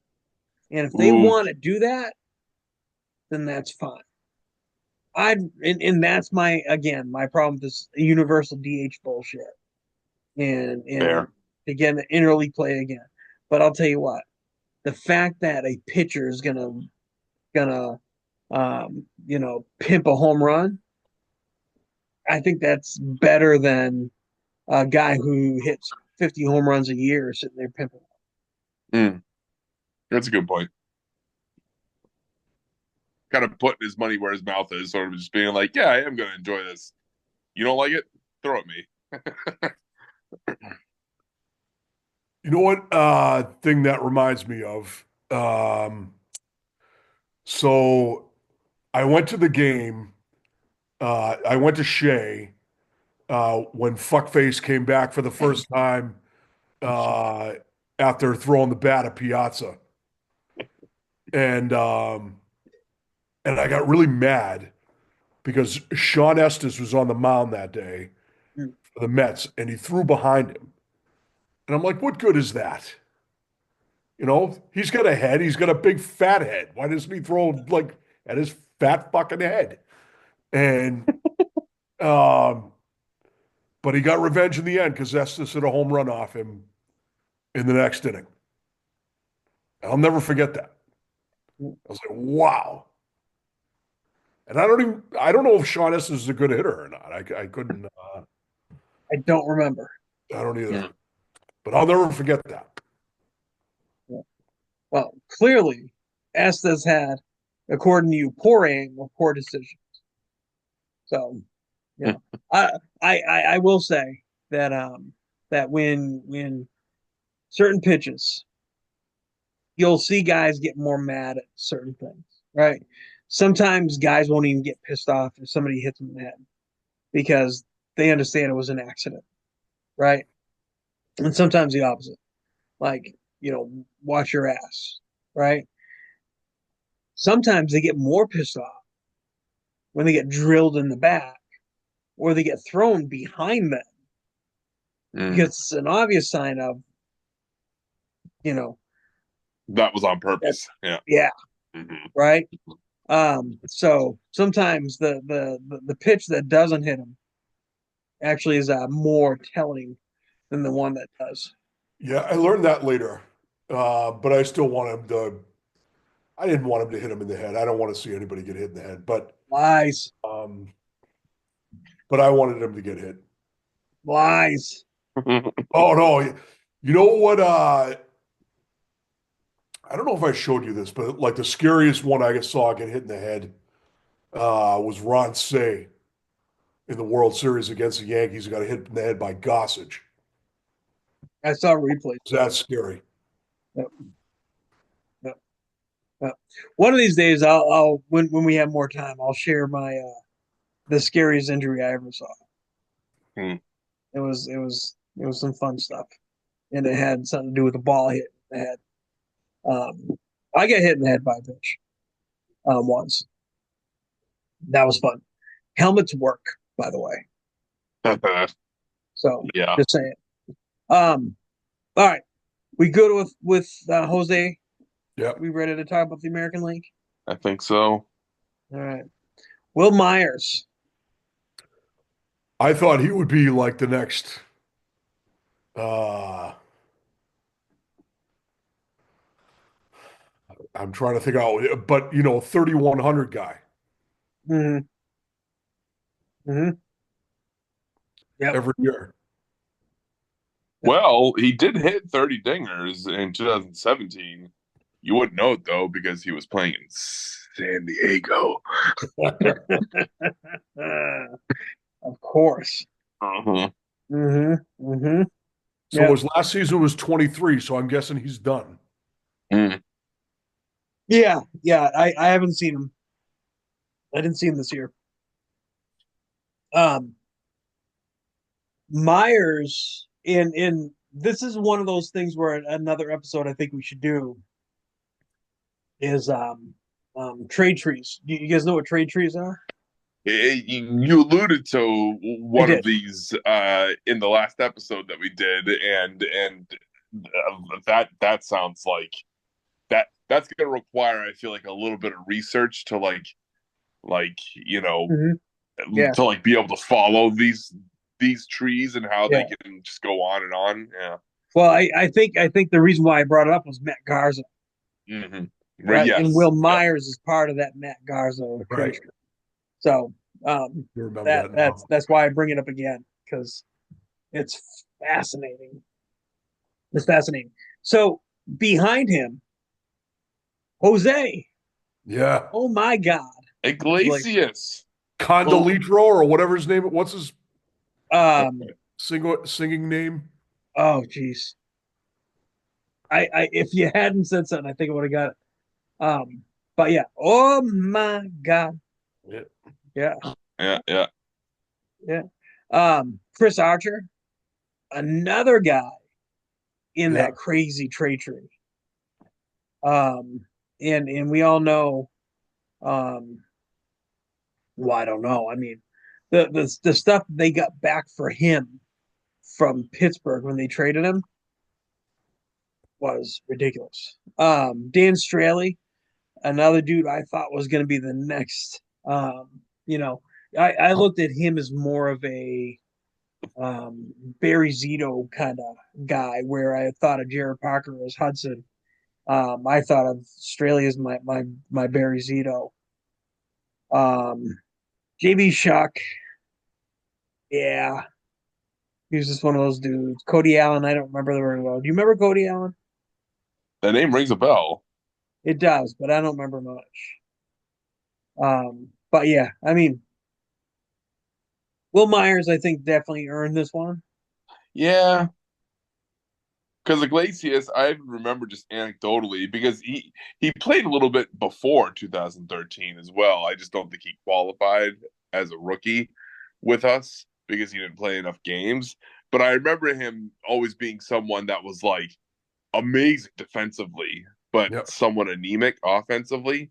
And I sort of feel like that kind of profile will rarely get you awards.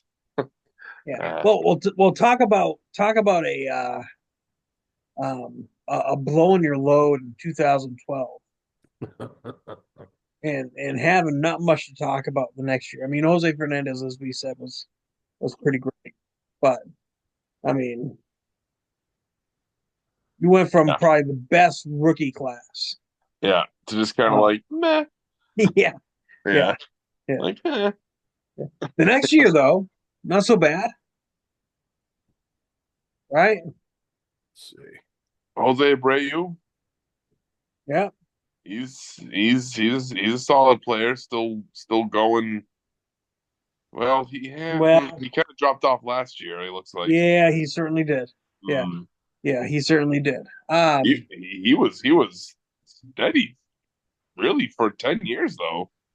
Oh yeah, no, he's Yeah. had a fantastic career, Yeah. but it's funny because Houston let go of Gurriel Mm. and was like, hey, we'll bring in Abreu, extra pot, protect um um oh geez, I almost said Wander Franco, not Mm. him. Um, oh, it'll hit me. Why am I drawing a blank? Number 44, Astros, DH. Alvarez. Thank you, Mm. thank you. Protect him a little bit, in the middle of the order, and he just did not have a season. Um, I think even if he produced a little bit for them, I think they probably would have kept him. But so I don't know if he's done. I don't know if he's gonna come back. But I mean, he only played in 35 games last year, so we'll see. We'll see. But yeah, he had a great career. And I mean, obviously, he came into the league older. Hmm. Um, he was one of those folks who defected. So I think his first, yeah, it says here his first year he's 27. So he's 37 now. Um, you know, if he's not done, he's close to it. Yeah. I didn't know he was Um, 37. Wow. yeah. Um, so I mean, but you look at some of these names behind it. Um, I mean, the one that's going to stand out the most for you guys is Brock Holt and probably number two Dylan Potenza. Chance. Yeah. Yeah, but I mean, I think about Castellanos in the career he's had. I think he's Yeah. been pretty good. But He's a bit of a prick.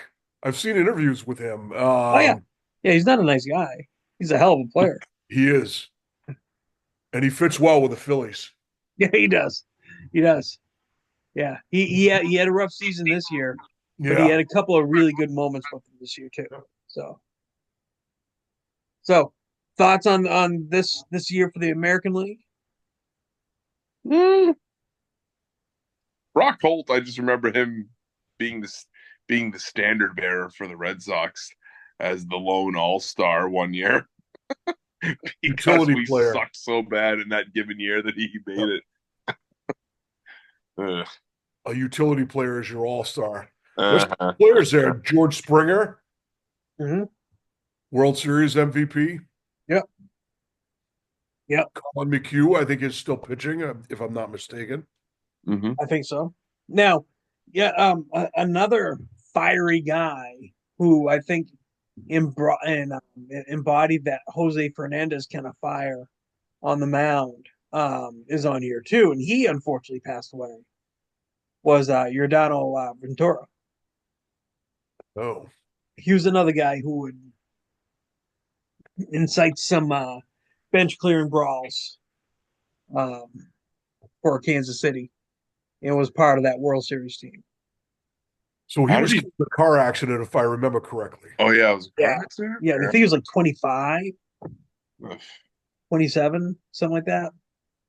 He was young too. There's been like 4 players that were killed in car accidents in the Dominican Republic. It's like I guess the driving is insane there. Yeah. Yeesh. So So I'll tell you one quick story because you bring this up, and this is actually one that for those of you folks, if anybody's listening to this and they don't know our background, we all came to know each other from working together in a human services agency called Luck. And I'm fortunate enough to be a CPR and first aid instructor.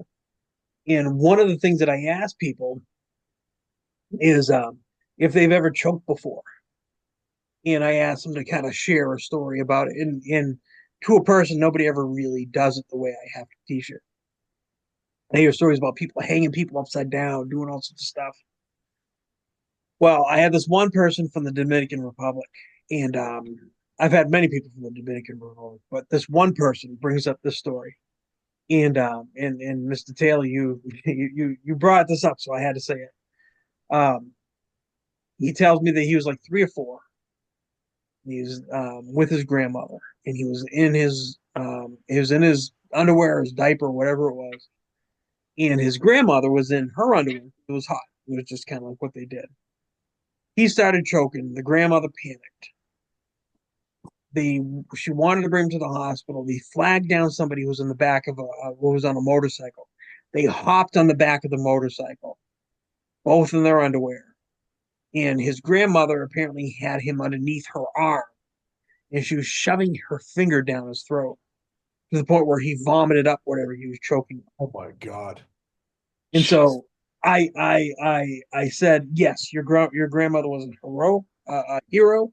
It was very heroic what she did. And but I can't teach you to jump on the back of a motorcycle in your underwear and shove your finger down somebody's throat in order to save them. But That's yes, wild. I think that's a good highlight or illustration of the driving acumen down in the Dominican Republic. Now, Man, granted, I've never It's, driven down there, but I'm just saying. boy. that's wild. Isn't that something? Damn. Yeah. Yeah. All right. Any more thoughts on the American League? No, but I have a thought on the National League. I want to hear it. Indeed. Yeah. One of my favorite pitchers to watch ever. I love Jake DeGrom.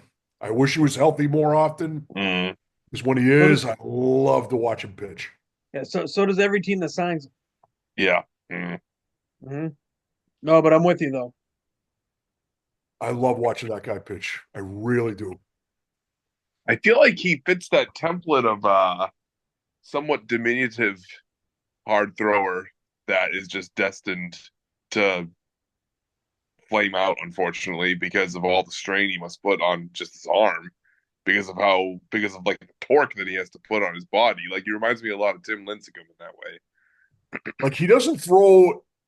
I thought like the way he pitches and the way he throws and releases, and again, this is because I don't know the game. I don't know the fundamentals of pitching, but it didn't look to me like he put too much strain on his arm when he was pitching. Obviously, I'm wrong because he's had what 3 Tommy John surgeries. Hey, yeah, my man's had a hard time. Um, but he throws 100 like all the time. I thought that's just how he throws.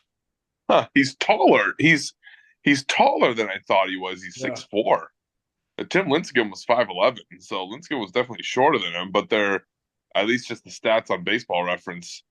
They're actually around the same weight though, so he's definitely a little on the lankier side, so that may have something to do with it too. Needs to get some stronger legs or something.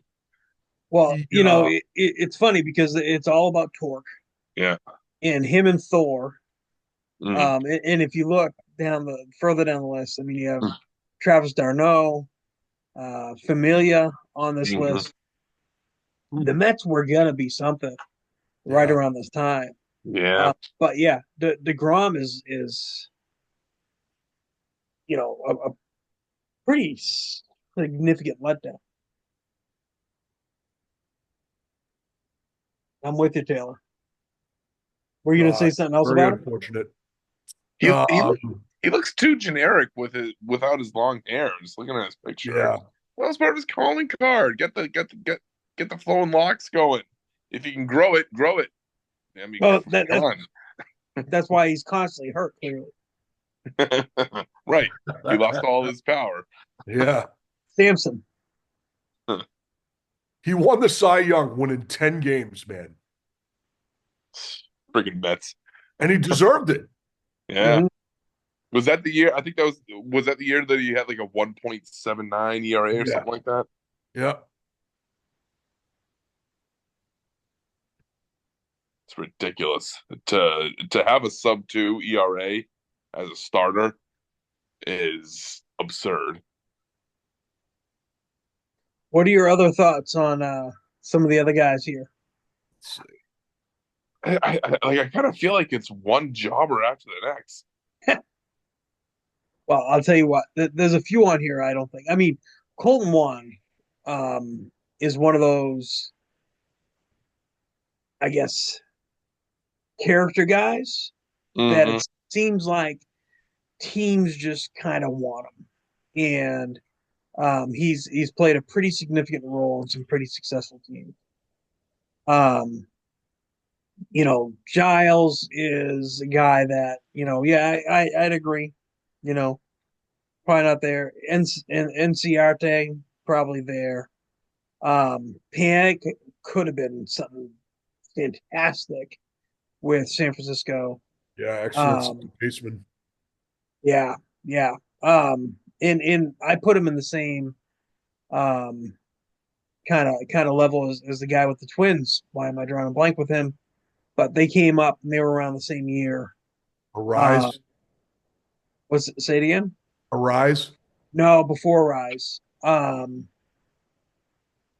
Mm, it'll come to me later. He may even be on one of these lists after. Um, but Kyle Hendricks is the Yeah. guy that I think gets slept on. Um, He's and the name that I recognize the most out of all these other ones underneath the ground. well, he had a pretty significant role in the Cubs World Series, Hmm. Yeah. and I think that's where a lot of people really kind of recognize him. But I'll tell you what, I believe this is the year that this is gonna be the first year he's not on that team, or last year was. And there's some thought about already from Chicago, like, all right, how do we get him back and when do we get him back? He's not one of those blow you away stuff. He's not a Jacob DeGrom kind of guy, but he's a winner, and he's shown to be pretty impactful. So I look at him as probably being the guy on this list, as the one that you know long term, hindsight being 2020. Him and DeGrom. I mean, Billy Hamilton, and I didn't mean to gloss over him, but Billy Hamilton was one of the most fun players to watch, albeit it was for his speed, Yeah. and you Burke. wanted him on base. My man did everything he could to not get on base, it seemed. Um, but Hmm. great player, great player. Hendricks did have a negative WAR in 2024, which is not what she was. Which is why he's not with them anymore. Yeah. I'll tell you how I remember Colton Wong. I remember him for two things. I saw him play in the Cape League. Um, and I also saw him get picked off to end a World Series game against the Red Sox in Yes, he did. 2013. Yeah, That's right. Picked off to end the game. yeah, Take that, Wong. yeah. Oh. Well, clearly, I was wrong to wax poetic about that guy. Um. All right, next one. This one's interesting to me. I'll let you guys start because I may go too long on this. 2015. Yeah, Correa, Chris Bryant. Correa and Bryant. Those are two. I mean, Correa. In my mind's eye, I sort of feel like Correa's had the longer, more steady career. Chris Yeah. Chris Bryant. I feel like he hasn't quite lived up to the potential that he showed in his early years. Is that accurate? Let me see here. Well, he's been another bad signing by the Rockies. Mm,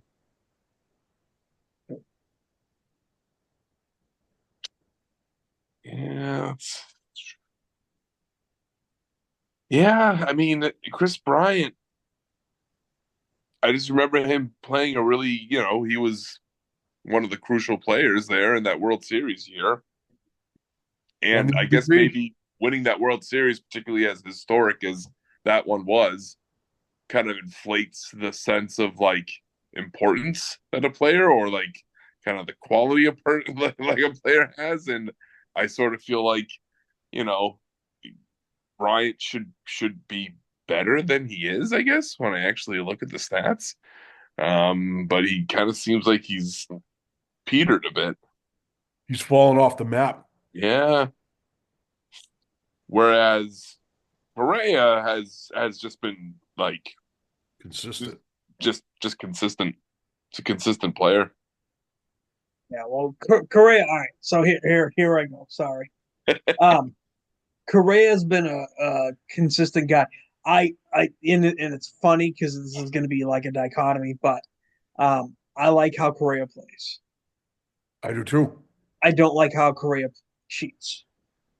Fair, And Correa was one of those trash throws, and he fair. was he was increasingly unapologetic about it. Mm, And we already know how I feel about that. Now, mm, him, I think it's unfortunate because the contract that in his free agency that happened a couple years back, um, and the effect it's had on his career is really unfortunate because I think it was 2011, 2010, something like that. When he was in the minors, he slid into a bag, hooked his ankle, and broke it. And that was part of the whole reason why the Giants backed out of his deal. And then the Mets came in and said, "No, don't worry about it. We'll pay him." Then they did the medical visit, and then next thing you know, they backed out of their deal with him, and then he ended up back on Minnesota, which I don't think is a bad thing, but he certainly hasn't. His second stint with Minnesota hasn't gone the way that I think anybody expected. Yeah. Um, Chris Bryant is a guy who played and I'm probably gonna get this wrong, but he played third, short, second, in outfield for the Chicago Cubs, not just in the World Series year, but in many years. All the while putting up MVP numbers and winning an MVP in the National League. He then, once they decide they're going to revamp and retool and dump payroll, they dump him, Javier Baez, Anthony Rizzo, and Jake Arrieta. And next thing you know, he finds himself in Colorado on a team that is perpetually rebuilding. And I'm not going to make excuses and say that he is playing on a team that doesn't have any talent around him. But I am going to tell you that he's playing on a team that doesn't have any talent around him. It's the same level that I put Mike Trout, though, because Mike Trout puts up numbers on a team that pays a lot for talent that doesn't exist. But Bryant is a guy who I think had the potential, and I could be wrong, But had he stayed with Chicago or on a team that was a contender, could have had a Hall of Fame career Yep. because when he was on the field, he was that damn good. MVP is second year. Yep. Yep. And you don't get MVP awards by accident. And I mean, if you look at his other years with the Cubs, and I'm not even looking up stats, if you look at the other years with the Cubs, they were phenomenal years. He was an impactful player who could play almost every position on the field. And that in maybe because I'm not a pitcher and I've played almost every position on the field. And granted, not at the major league level by any stretch of the imagination, which makes it even more impressive to me. The fact that that man can do that, I think, is more impressive than somebody who can be a two-way player, hit and pitch. Just saying. Thoughts? Always got to bring it back to bashing Otani, don't you? Yeah, I'm you not really bashing don't like Otani at that all. guy. I'm not bashing Otani at all. I think it's impressive what he does. I'm telling you that I think that's somebody who can play short, second, third, outfield, first base, and still put up decent and good defensive numbers, and also hit at an MVP level and win a World Series for a team is more impactful and more impressive to me than somebody who can hit and pitch. And I put Mookie Betts in that too. I can see how you might argue that, particularly given how routine oriented and how ritualistic I feel like baseball players in particular can be, that just move positions. Like I could see how that, for a lot of guys might kind of throw them off or throw off their juju or their routine or what their, kind of their whole headspace, but to have the flexibility to be able to, you know, kind of fill in those different positions and still, you know, produce at the plate.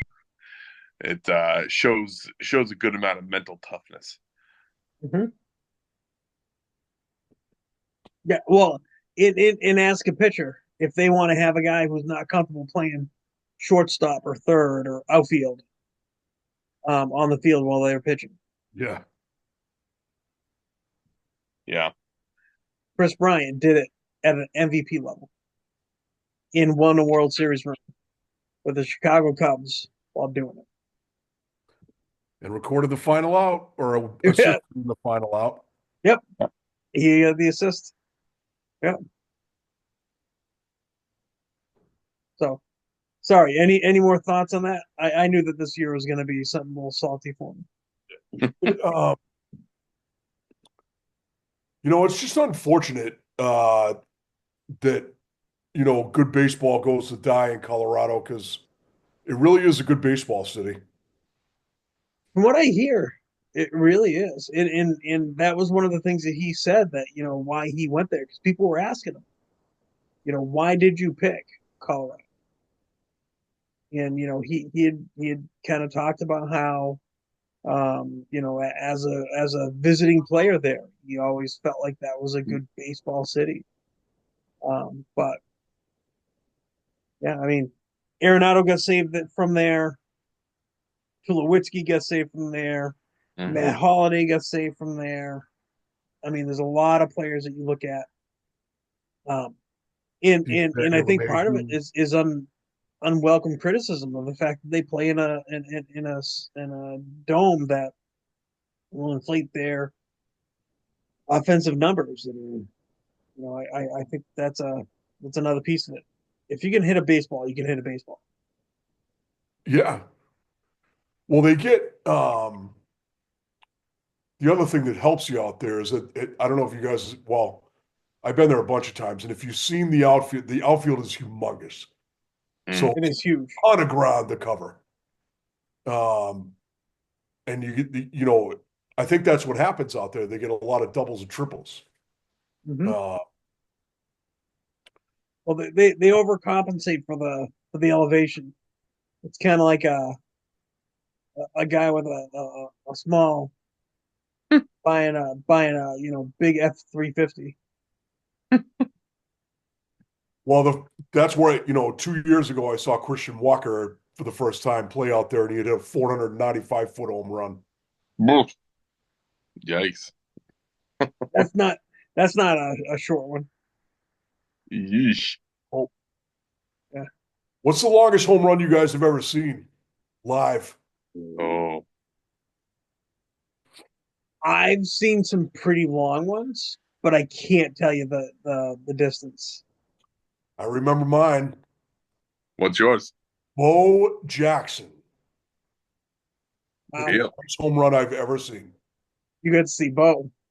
Um, he hit it at Fenway Park. He hit it in center field.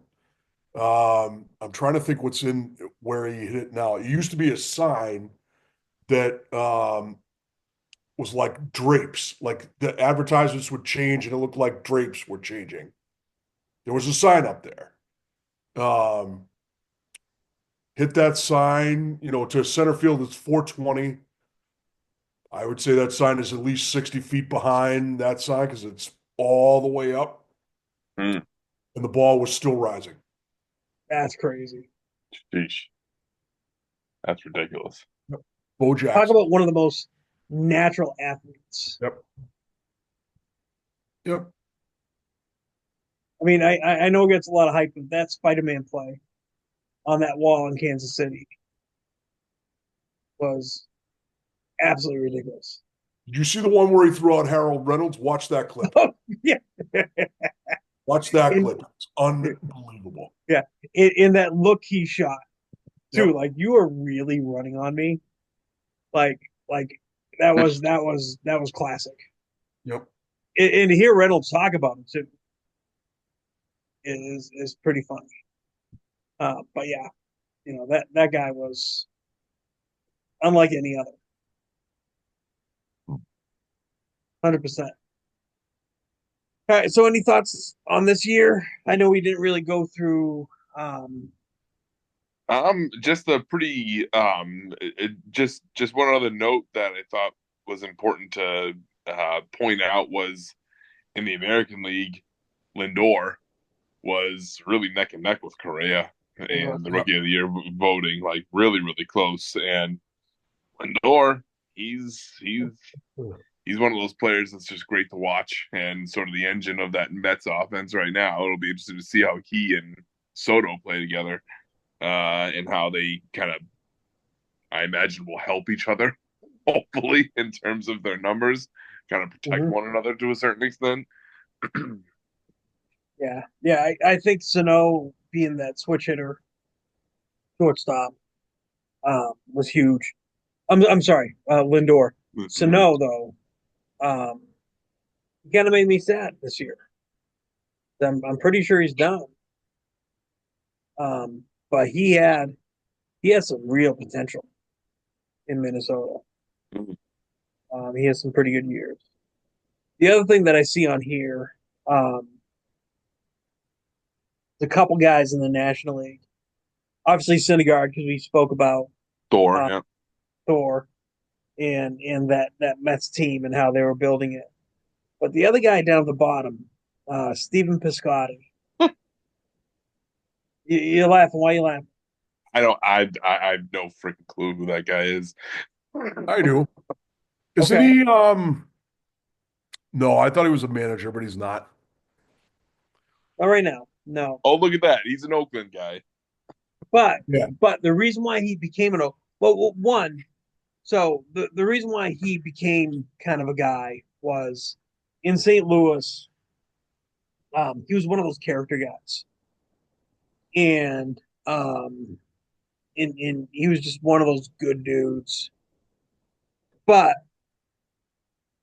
um, kind of an interesting thing how he got to Oakland and his career there was at one point He was from Oakland, and his mother got sick and was I think she ended up passing away. But he came to Oakland in order to be closer to his mother Hmm. before she passed away. That's nice. And so St. Louis facilitated a trade with Oakland in order to get him Well, that's a awfully heartwarming story. there. Yeah. How often do you hear about that? Yeah.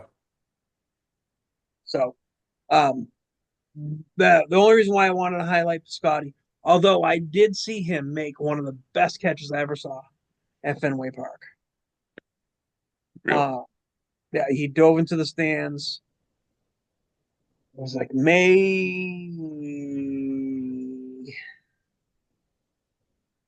probably May 21st, I think. Don't quote me on that. In 2019. And I was sitting behind the plate with an old friend of both of ours, or all three of ours, Mr. Chamo Garcia. Oh Chamo. yeah. Well, from the sublime to the ridiculous, I also have to just point out that another guy here on the National League list, Jock Peterson, is probably one of the biggest arguments for the need of a beard on some dudes because guy might have the fattest face I've ever seen on at least on like an athlete, you know. I am Just so sorry that these guys aren't handsome enough for you.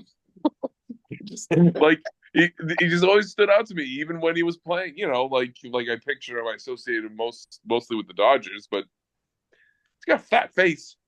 You know, He's Rolo, weird. when we played together, did you ever like judge me or Taylor like in our uniforms? Oh no, you guys! I mean, you guys, you know, Okay. you guys rock the uniform. You guys rock the uniform well. I'm curious if I was handsome enough. I'll tell you Or what helped me in my whole look, in addition to the beard, is the knee brace. People don't look at my face as much because they see I got the knee brace on when I'm out in the field. And kind of like the whole pinstripes on the Yankees, you know, people are paying attention to the pinstripes, people are paying attention to the knee brace, so they don't even, you know, notice how unimpressive my face is or hairline. my goodness. All right, so moving on to 2016. Um, so Corey Seager and sorry, I just read it and I lost it. Michael Fulmer. Michael Fulmer, you want to talk about like near the top of the list of winners that I have no freaking clue who that guy is. Yeah. Like some of these jobbers that are on the runners up list, you know, I'm like, oh yeah, I don't really know those, and you know that maybe makes sense. Some of these guys end up not standing out, and I'm maybe paying less attention because we're getting more into like, hey, I'm married, and hey, I'm about to have kids territory, so less time to focus in on the rest of the league. But Michael Fulmer, who in the blue hell is this guy? Yeah, I don't remember him at all. Yeah. I remember him pitching for Detroit. I don't remember what he did after that. Um, yeah, he ended up with the Cubs, it looks like. Yeah, Um, but yeah, I mean he was a guy I remember with Detroit. I don't know if I really remember that he pitched through 2022 with them, but he's uh, apparently with us now. He's apparently on the Sox in the minors. congrats. Yeah, look at that. You Wow, have I a guess we're going former to learn rookie of who the he year. is. Huh. And it looks Another like he had guy they some Cy tried to Young get votes cheap. too. He has some Cy Young votes that year. Wow. So I mean, maybe he's gonna come up and you can bring him back to his former self. I mean, obviously we remember Gary Sanchez. Yes. Well, and can you please, I don't know, can you expound upon what his deal is? Because he seemed like someone who was maybe not the greatest defensive catcher in the world, but was more so there as just like being a good bat for someone that's a catcher. But then he also, I always got I, I, I can't recall any particular story or like news item that like corroborates this, but I get the impression that he was kind of a meathead, like kind of someone who didn't really like that wasn't a great like ball player, like not a super heady guy, which is not something that you think of when you think of catcher. Am I right on that? So if I remember correctly, and I don't remember exactly what it was, but he started to have trouble defensively with, and I want to say it was something with Sabathia, where he just kept on dropping pitches. And I don't know if it's another form of the yips or what it was, but that seemed to be the end of his career. So I don't know if it was necessarily meathead stuff. And I say the end of the career. I mean, he's with Milwaukee. I don't know if he's still going to be with Milwaukee in 2025, but he did play last year. Um, but um, he just he had a hard time squeezing pitches, and he had a bunch of pass balls, and that kind of spelled the end of his career with the Yankees. Yankees, yeah. I just remember him not being able to throw people out. Mm. Yeah, he couldn't throw people out either, but he could hit. Mm-hmm. I mean, his batting average wasn't great, but he had pop. I mean, he had 20 home runs, 33 home runs, 18 home runs, 34, 10, 23. And then he was in the teens until he wasn't. But I remember he had some defensive woes. And I want to remember, if I remember correctly, specifically, I remember with Sabathia. He had Mm. some. So, um, Taylor, does that sound right to you? Yep. Okay. Rest of these guys, though, I, I don't, I don't really Well, know. I mean, I don't know. I mean, so Naquin was one of those dudes who I think could have been somebody. Um, Edwin Diaz, he for you know, I remember him being kind of a pain in the butt. I thought he was going to be probably the next closer for Seattle. Um, Tim Anderson, you remember him? He's fallen off the map too. Yeah, Yeah, check out that. Like, click on his stats. Check out his batting average this year, He won a and talk batting. about liability. oof, Yeah, he yeah, went. I mean, look at his previous stats: yikes, 283, 257, 240, 335, 322, 309, 301, 245, 214.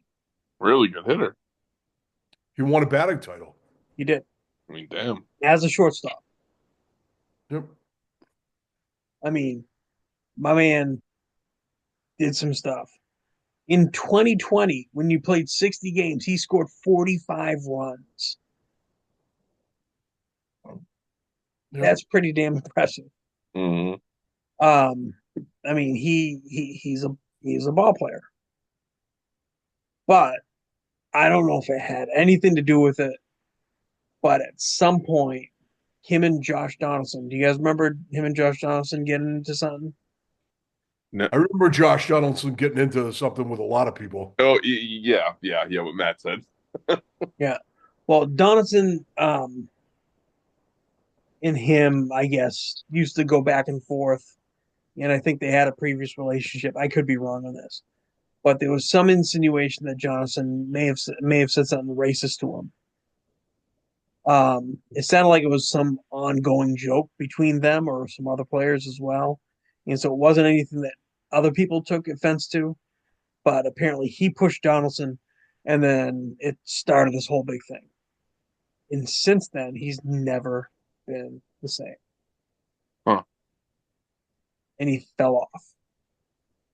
So now he's with Miami. Nobody knows what he's going to do next year. I think I think he's a free agent. Um, he may be done, but he had such a promising career. Yep. Damn. Yeah, yeah. So he I think is noteworthy. What about the National League? Slam dunk. Yeah. I mean, Seager is a pretty clear cut winner Mhm. that year, I feel like. Although another shortstop there it's currently on the Sox was in the voting there with Trevor Story. Yeah. I know. Oh, geez. You're gonna gloss over Trey Turner and go straight to Trevor Story? Yeah, what are you gonna do about it? Go ahead. Go ahead. Talk about Trevor I'm Story. gonna say Trevor Story has been a huge bust, Yep. and he was meant to be the transitional figure from Xander Bogaerts, and it's been a huge failure. Um, dude's been injured. Feel bad for him, sort of, but you know, You do realize you signed him injured, right? Or you got him injured? yes. Okay. Which That's what they do. case in point, another one where the Red Sox are stupid and they shouldn't have walked on from Xander Bogaerts in the first place because he was a good clubhouse guy, solid hitter. Uh, would have filled a bit of a leadership void that clearly Devers doesn't want to fill right now.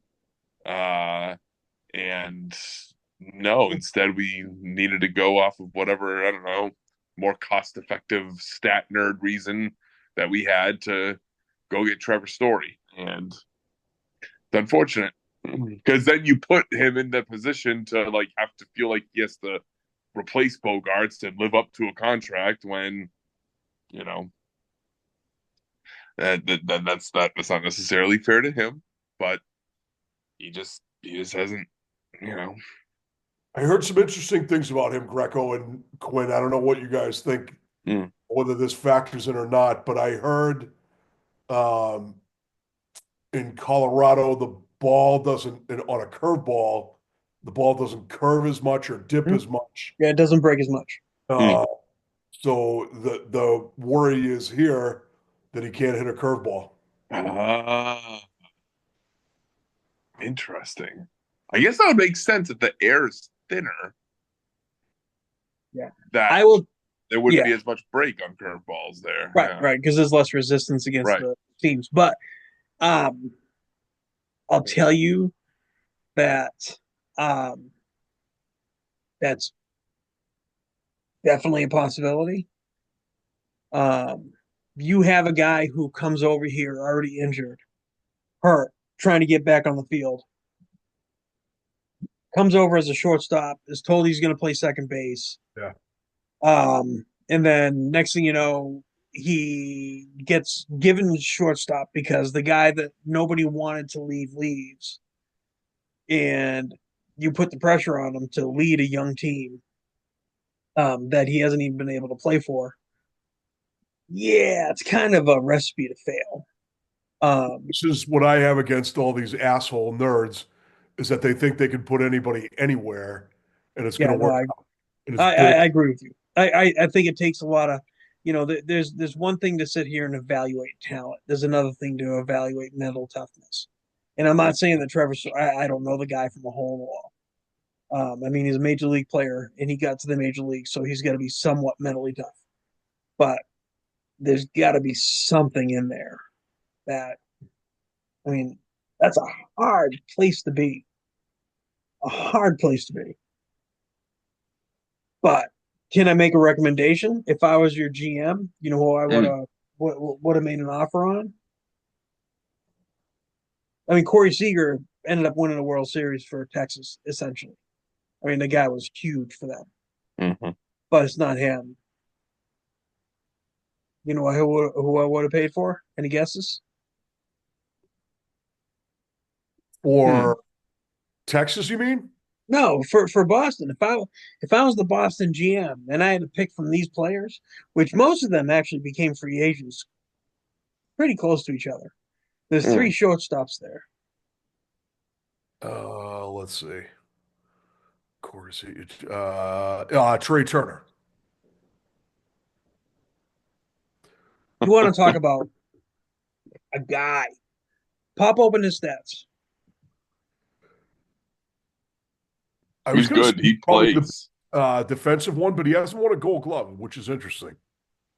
Yeah, I think the problem with him in the Gold Glove is the fact that he plays in the National, and um, historically he's been up against some pretty good shortstops in his career. But look at those offensive numbers. He won a batting title too. Yeah, he did. Hmm. Holy crap! He hit 335 one season and still didn't win the batting title. How the Yeah, hell did that happen? That was the pandemic year. it was Oh yeah, yeah, yeah. 328 the next year. Hmm. And he's Yeah. still doing well too. 295 last season with Philly. He got off to a very slow start. Mhm. They were ripping him pretty good. Yeah, they were. But I mean, that's not going to last. He's a gamer. This dude is a player. And I'll tell you what, he's one of my favorites to watch, I'm surprised to hands hear down. such glowing praise, given that he never. Usually, when you start fawning over these players, they've had a stint in Oakland. Yeah, maybe. But Mike Trout never has. Yeah, but you also hate him because he's on the Angels. But I love watching him play. Mm. There's another guy, Harper, same thing. Love to watch him play. Um, him in the WBC was ridiculous. They they have WBC stats. Hmm. Hold on.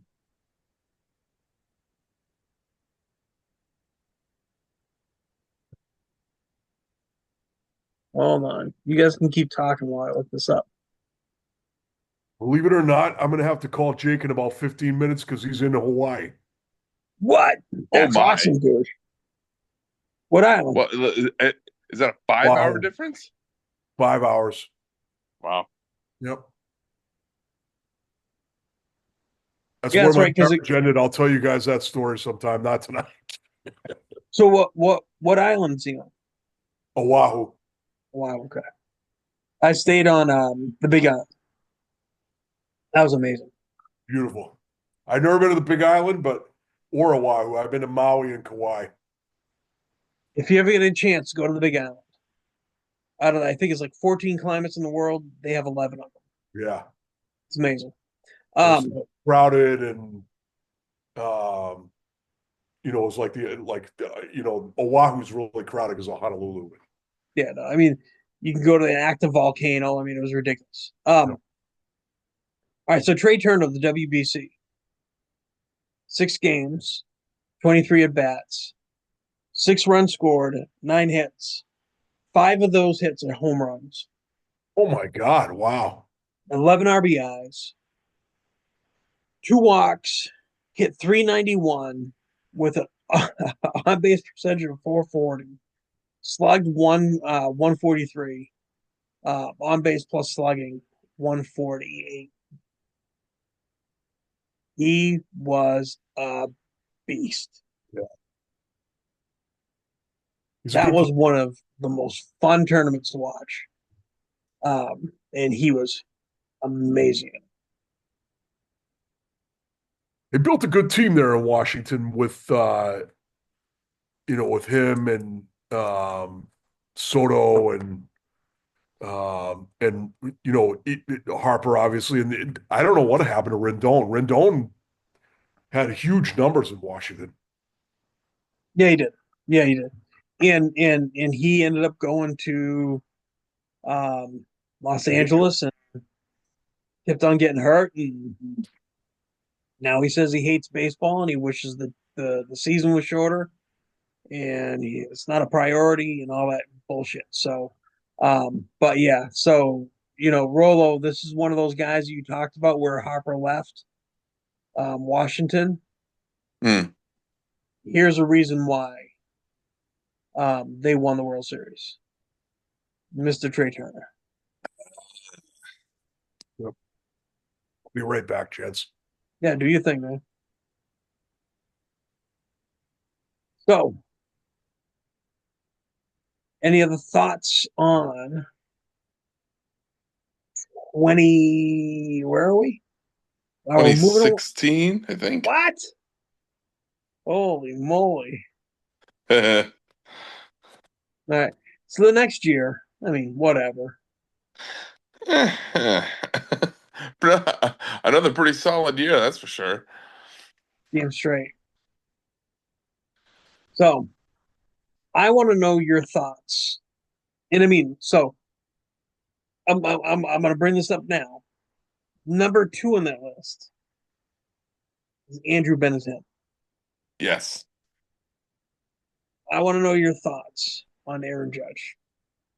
So Aaron Judge is one of those guys that I'd really love to have on the Red Sox. Just because he's the classic uh you know big time hitter who's got that like wow factor to him because he's freaking enormous.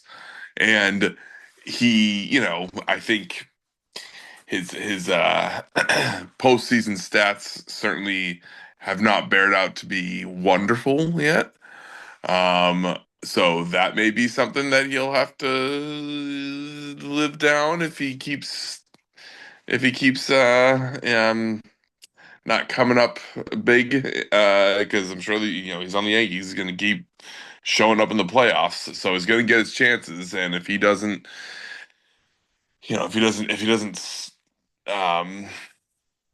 he doesn't start, you know, coming up with some signature moments, then that's going to be a ding against him. But otherwise, he's someone that, like, I know when there was a little bit of talk like a year or two ago, when there was some discussion around whether or not he was worth the money that he was asking the Yankees for. I think when he went into that contract year, he kind of bet on himself and he like crushed it that year.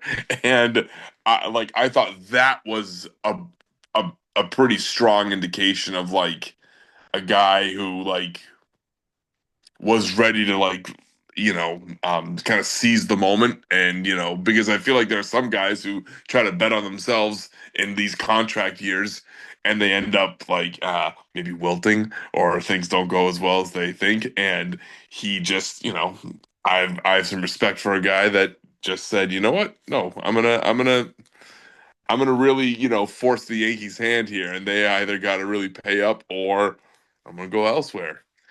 And I wish that the Red Sox spent money like they used to, and maybe we could have been in on him. But uh, he's a guy that's fun to watch. That's fun to watch.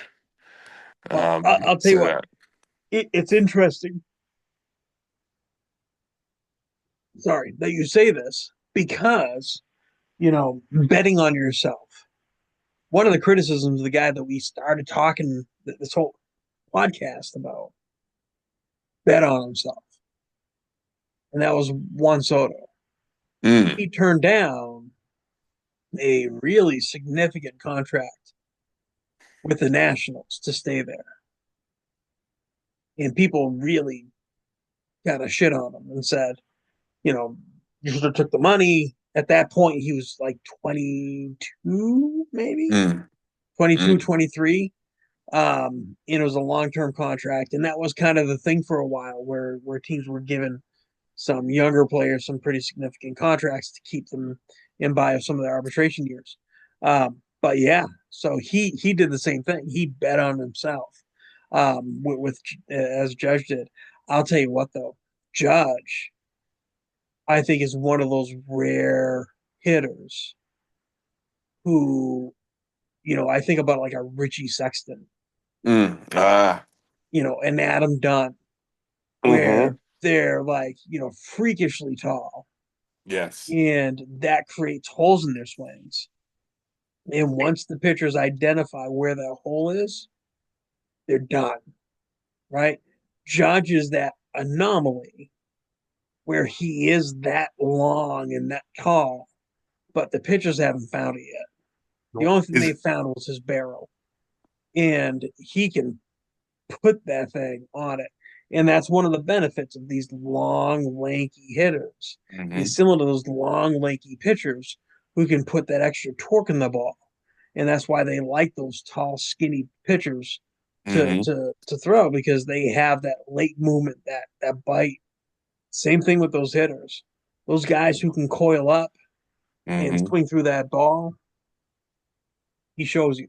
So Judge is one of those rare talents that I think that has that height and can continue to keep a consistent swing that doesn't show that hole.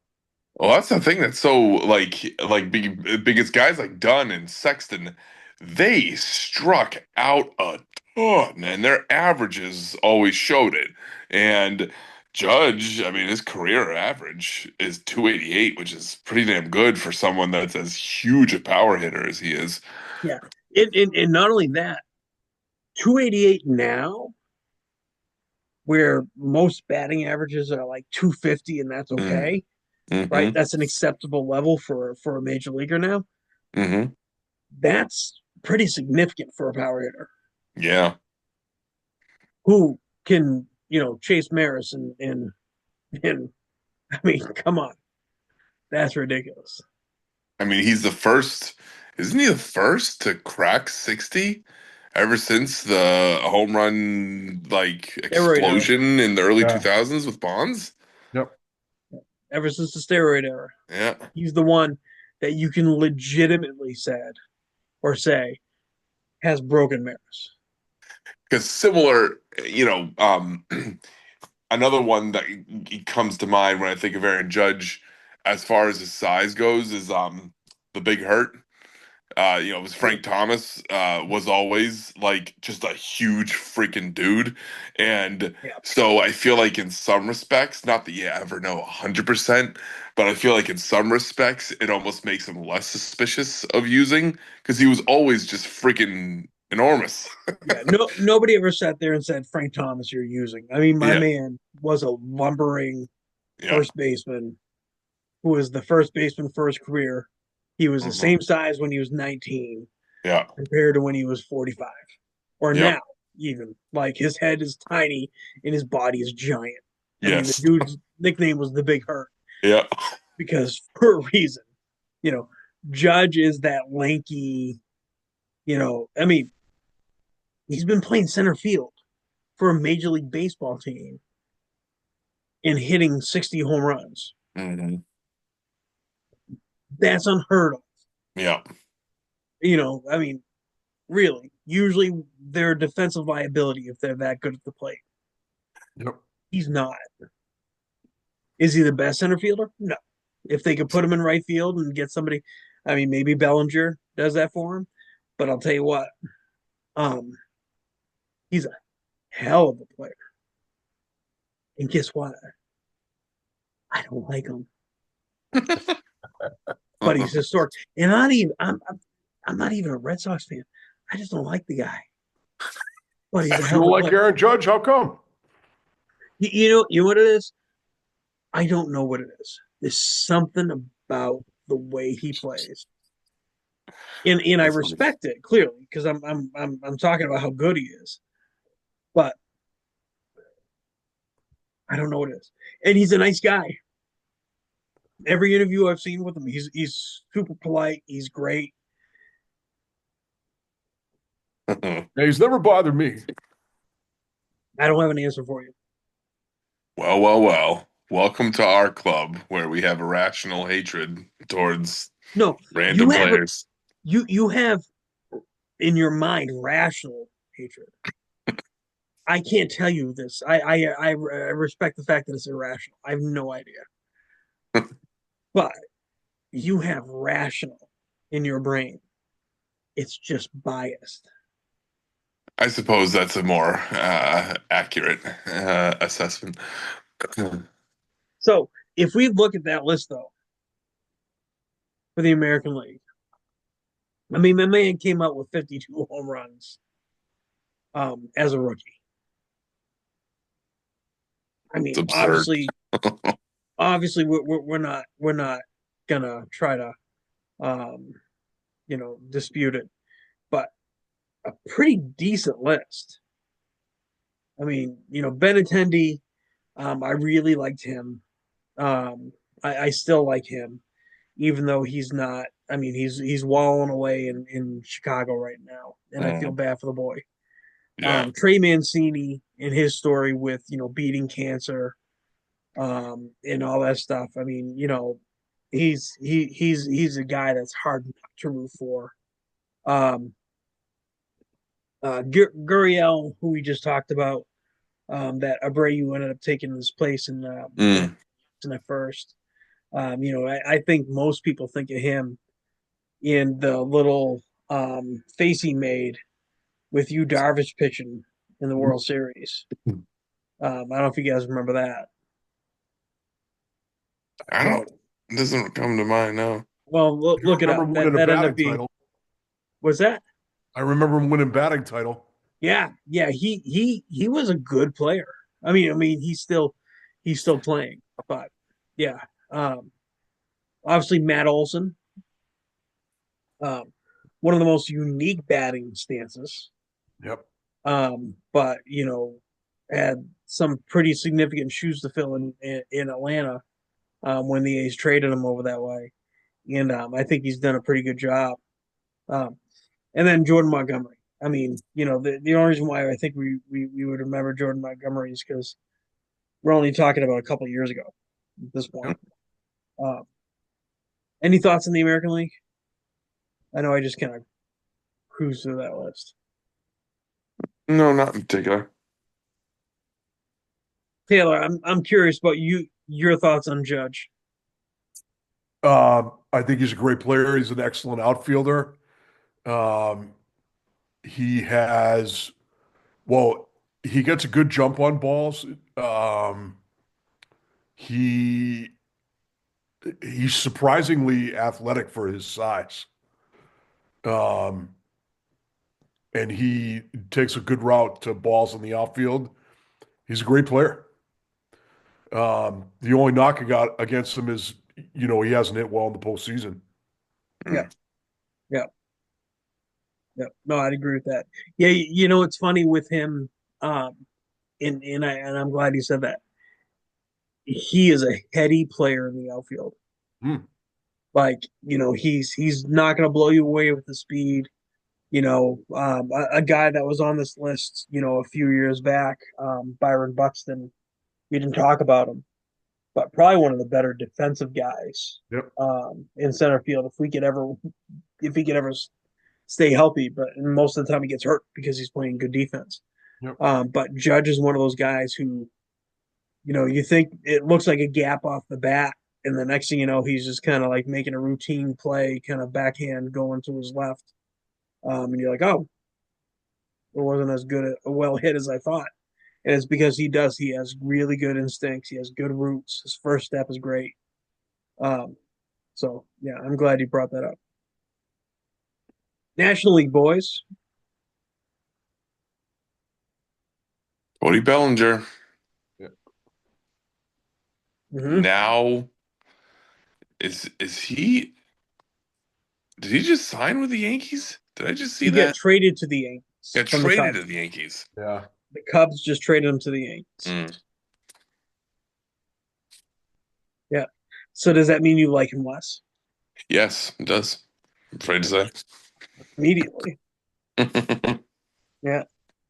He's one of those dudes where I feel um his redemption story in Chicago is phenomenal because he literally went from this year to a couple of good years to And he having just nosedived in LA. He seemed like he was just like, yeah.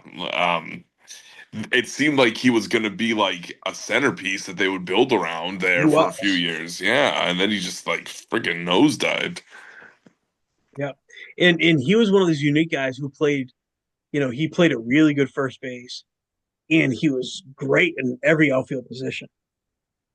So he had versatility to him too, where they could keep him on the field no matter what they decided to do defensively. He was always game, but he just yanked and was reborn in Chicago. Went from 47 home runs to 10 home runs in 2 years. Yeah, Rough. yeah, yeah, yeah. Now, don't you hope he doesn't relive that in pinstripes, at Uh, least in Yankee pinstripes. yes, please don't. Yeah, I will say about the runner-up though, Paul DeJong, I hardly knew ye. yeah. Who Well, the F is that? first of all, Paul DeYoung. I was going to Oh, say excuse me. his name, DeYoung, yeah. Yeah, DeYoung. DeJong. Yeah, and he is fairly significant player. Had he not ended up on Chicago right now, he kind of flopped around for a little bit for a few teams, but I think he ended up in Kansas City towards the end of the year this year. But he's one of those guys who, had that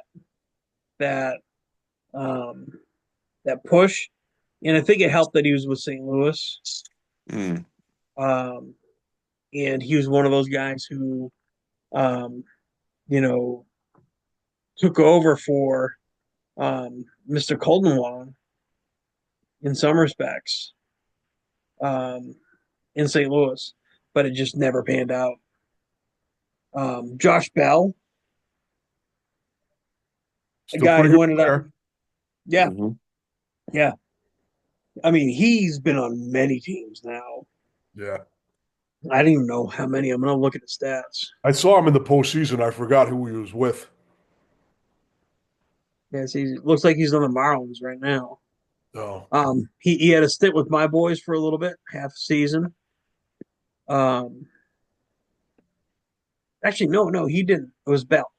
It wasn't him. Um, no, what am I thinking? He didn't come to me. All right, I'm losing my mind. But yeah, so he ended up being pretty decent for a while though.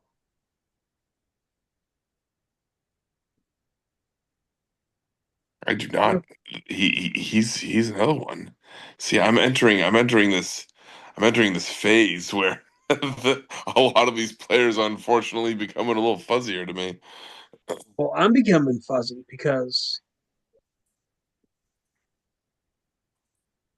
all right, I'm sorry guys. You guys keep talking about the National League because there's some meat on this bone. I think. Well, maybe not. I mean, the only one is Reese Hoskin. Do you guys want to go to the next year? Because I got to figure Yeah, out who the hell my boys went all in on and traded for. Yeah, I'll tell you what. You guys start talking about the next year because there's plenty to talk about here. indeed Uh, there is. Which obviously we've already devoted a whole episode to Greco's least favorite player of all time, Shohei Ohtani. not my least favorite. Uh, but for a rookie season, 22 dingers, 61 RBIs to go along with a 4-2 win loss, 3.31 ERA, 63 strikeouts in 51.2 innings. Uh, Nothing to sneeze at right there to put up those sorts of numbers where, thinking about some of the other stats that we see from rookie of the year winners, I feel like I've seen like similar type numbers for either pitcher or hitter. uh, let alone someone who's doing both, which is still where it's a throwback. It's Ruthian, going back to, when players did both, Right. like he did. And it just feels like a, relic of a time gone by, which I think is probably what gives him always a little extra boost in my estimation of him, is that he just kind of like evokes the, like, the nostalgic kind of quality of baseball, of the way it used to be played in some respects. And he does it well. So, I think, so far his selection as rookie of the year, the American League, is proven to be a good one. Um, I certainly am familiar with a few of these other names that are on there, Yep. particularly Gleyber Torres, because he's on the Yankees. Hear that name pretty regularly during a baseball season.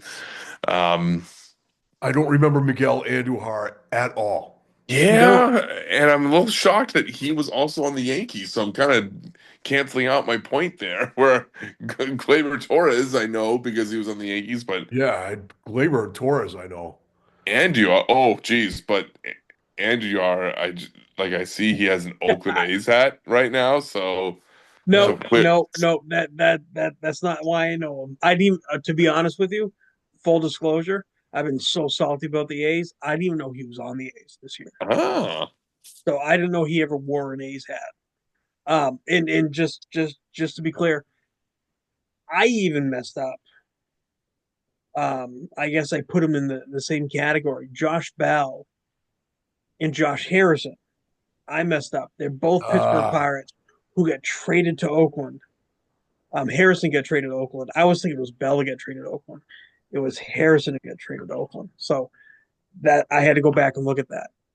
Um, Ready? You want to hear my take on this year's Rookie of the Year in the American League? yeah. Shohei Ohtani, 100% earned it. Wow. He's 100% what? earned it, Oh, yeah. 100%. Big of you to say. I mean, now the funny thing is, I think before Andujar, and that's how you say his name, not Andujar. And, yeah, yeah, Andrew. yeah. Or even Glaber, who the funny thing is, Glaber actually um, ended up on the Yankees because of the. Do you guys remember the Chapman trade with Chicago, Hmm. where the Yankees traded him like half the season, then signed him back? Well, Glaber was the big heist, and the big Uh, reason why the Cubs actually won that World Series, because they arguably wouldn't have done it without Chapman. So Glaber, that's what I think of him for. He's one of those guys that I think was supposed to be so good and never lived up to their expectations. But Wendell, I think, is probably the better player out of those three, um, and didn't get the love for it. But you guys probably don't remember Wendell either, right? no, Joey I mean, Joey Wendell. Wendell. Yeah, a little bit. I don't blame you. I mean, he ended up not. I mean, honestly, the only person on this list that that is worth their salt is Shohei. So I'm National waiting. League's got some heavier hitters, though. I'll tell you that right Yeah, National League's a different story. now. Yep. I know Acuna is a player after your own heart there, Greco. I love Acuna. Mm. I love Acuna. I love the way he plays. I wish my man could stay healthy. Um, but I love the way he plays. He's a heady player. He's a leadoff hitter Mhm. who, um, I mean, talk about. Do you guys remember what it was like his record? and they ended up throwing at him. Florida threw at him in his rookie year as a Yeah. leadoff hitter. He had some kind of record going, um, and they threw at him and broke that record.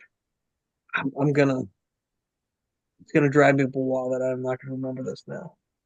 Hmm. But um, he's phenomenal. I think he's one of the best players to play the game right now. Um, Well, he won the MVP just back in 2023. yeah, Can't argue with that. Yep. yeah, yeah. Phenomenal player. Phenomenal. I mean, and then of course Juan Soto. Right there, second place. You know, 1A and 1B. So I'm collecting baseball cards again. Oh, And Just bought some last night. would you buy? Um, I got a 1969 Yaz. I got a bunch of Yaz cards. Jim Rice rookie. Nice. Fred Lynn rookie. Uh, and a couple of like a bunch of cards from like my favorite years, like 1980, 79, 78, those years. Very good. Well, I'm an investment kind of guy, Hmm. and there's good investment in what you got because it's gonna increase with inflation. Um, and then there's the other side where you kind of like gamble. This year, 2018, their cards were on clearance to the point where you could get a $30 box of cards for $10, or a $150 box of cards for $50 Where was this, Greco? in 2018. So Oh, this series didn't sell, but you had Shohei Ohtani, Ronald Acuna Jr., and Juan Soto as rookies. And so I went out and I bought a decent amount. I have, I think I paid a total, I figured out $300 for 17 boxes of cards. oh I my have God. sold 17 boxes of cards. Now, mind you, those boxes of cards are not guaranteed to have any of these guys' rookies in it. Yeah. They could have, and they could have had some significant ones where, they were numbered to, 99 or 76 in some cases. Um, but they haven't had their cards in them, or they may not have. And I've sold them to the tune of about $4,000. wow. Um, and I paid about 300 and something for them. Wow. Um, and not only that, I've turned around and then bought their graded cards, so their cards in perfect condition, Yeah. and some of the more valuable ones for much less than that. Where did you So sell it's them to? What did you sell them on? eBay. Put them on eBay and sell them. And the last one I did was a box of cards that I got for $10, and I got $250 for them. And I have no idea what's in the card. It was 70 cards in there. I have no idea what was in that box. But I didn't I have to paid worry about $35 for all these cards and they weren't graded. Mm. it. And that's awesome because you know what though? Like those players are done playing. And Yep. so they're gonna hold their value, right? Whatever their value is now is what they are. There's Yep. gambles in these guys who are still playing. So the Mike Trout card market, um, during the height of things when the economy was good, um, going into the pandemic, you couldn't get a graded Mike Trout rookie card for less than 2 grand or so.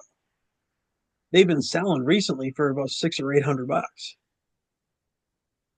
and that's because the economy and also the fact that he's been hurt. So all that's affected it. Those guys who are retired, that's it. So little aside, this rookie class means a lot to me because of the Mm. value of them.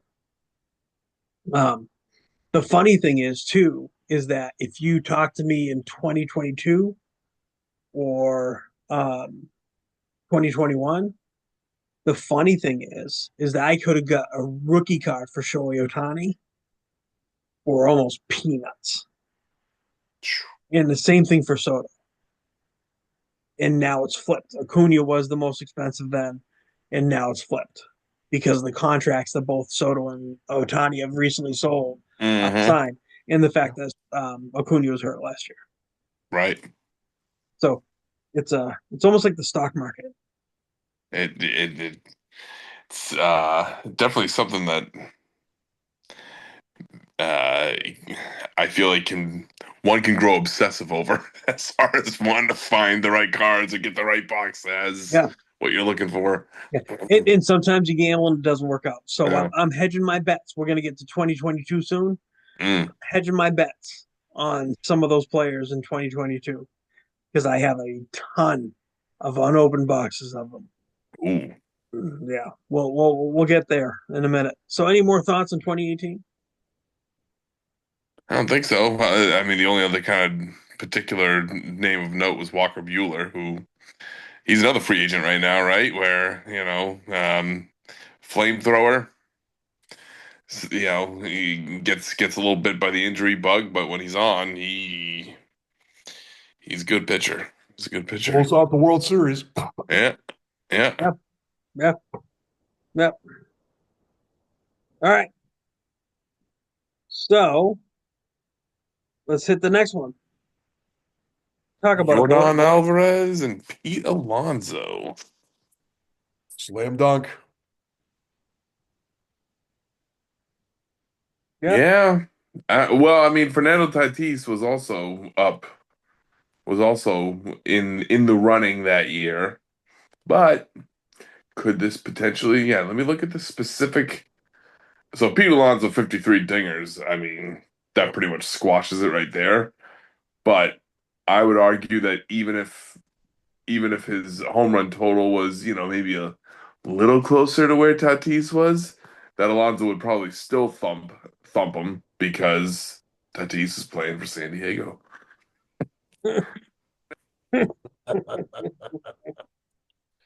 You know what? It's funny because I laugh at that, and the reason why I laugh at that is because I do watch a lot of West Coast games because of the virtue of the Yeah. fact it plays later. But Mhm. um, in some ways, I don't think you're wrong Yeah. because I think Tatis brought a lot of um, attention to um, to San Diego, Hmm. and I think that's part of the reason why they've been able to spend like they have and attract, the Manny Machado, the Bogarts, Hmm. and I think it is because of Tatis. And talk about the Chicago White Sox and the position they're in now, and how much they wish, despite Tatis's transgressions or whatever you think of them as far as substance uh, performance and enhancing narcotics, Mm. but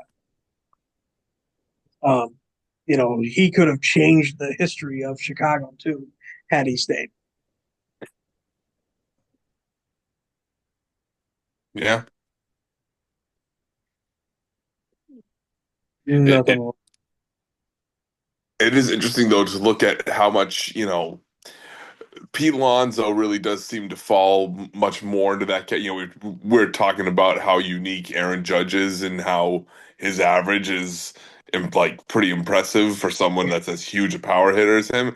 Pete Alonso kind of fits a little more into that classic mold of Oh yeah, big time power hitter when he's on. And as a result, the average suffers a little bit. first baseman, hit me home runs, Uh-huh. don't let the ball go by me, Yeah. kind of guy. Yep, He's a decent first baseman. he is. He is. He's a very agile first baseman. I agree with you. He seems like he's been around longer than just 2019. Yeah. Hmm. No. Yeah. 161 games. Uh, and I believe he made a pretty significant showing in the home run derby that year too. He Uh, won it one year, didn't he? Or actually a Won few it a years. couple of years. Yeah, he's won it yeah, twice. yeah. He's one of those show guys. So like I like that. All right, Well, American and League. the case in point, that amazing dinger that he hit in the playoffs this past playoff season, Yeah. and down by one, I think they were late in the game against the Milwaukee closer. I mean, you don't get much more kind of a bigger spot than that, and for him to Yeah, just super smash one at dramatic. that point, Super very dramatic. dramatic. Yeah. Yeah, those are those things when you're a kid and you can't sleep and you're thinking about in bed and you're just like, all right, step up to the plate, win the game. You know, that's a fantasy zone. Oh yeah. All right, American League's got some interesting names. Jordan Alvarez Yep. seemed like an even more like sure thing, like even more so than the National League in regards to how many votes that he got. Mm-hmm. Yeah, Uh, Jordan had a hell of a season. Hell of a season. 313, Yeah. 27, 78. Damn. Yeah. And the story behind some of those where he hit some pretty significant hits, not even just home runs, but significant hits in some really clutch moments for them. So he was a huge part of that whole story with them. Anybody else stand out for you guys on American League? Well, I saw Eloy Jimenez, and I think he just went to the Orioles at the trade deadline. Mm-hmm. And if I remember correctly, he did not play well. No, no. He's been one of those dudes who I think, um,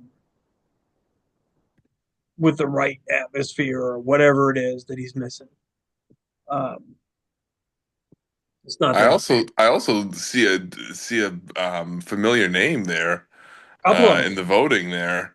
Should be a couple Son of them. son of one of the more underwhelming Hall of Famers that's ever been. Yeah, yeah. Of course, of course. Yeah, and do you see another son of another? Oh, Yeah. yes. Vladdy. Yeah. Um, you know, it's funny. Have you guys ever gone to a Fisher Cats game? No. Haven't, but I'd like to. It's a great atmosphere. It's I do like Polar Park better, but it's fun to still go to Manchester and watch. So I got to watch Dante Bichette, Greg Biggio, and Guerrero, all sons of former Major League Baseball players, um, while they're at the Double A team because that's what the Fisher Cats are for Yeah. Toronto. And it was funny because um, Biggio at the time was like the stud, and clearly the other two have surpassed him in the majors. Mm. Biggio's still a serviceable major leaguer, and I don't think anybody would ever discredit him. But obviously Guerrero, who struggled the last couple of years, and Bichette was finally not the batting champion last year for shortstops. But I mean, talk about some cool lineage, all playing together. It's pretty neat. Yeah. That's pretty cool. Just for that purpose only. I wish that they were more successful. Yeah. You know, I mean, obviously Luis Arise, being one of the better hitters right now, active in the league. Um, he's another guy that I think. Um, I guess I didn't think I'd see him on this list, I didn't uh, either. Mm. but I'm happy to see him. I mean, obviously hitting 334. I guess I didn't realize he hit 334 as a rookie.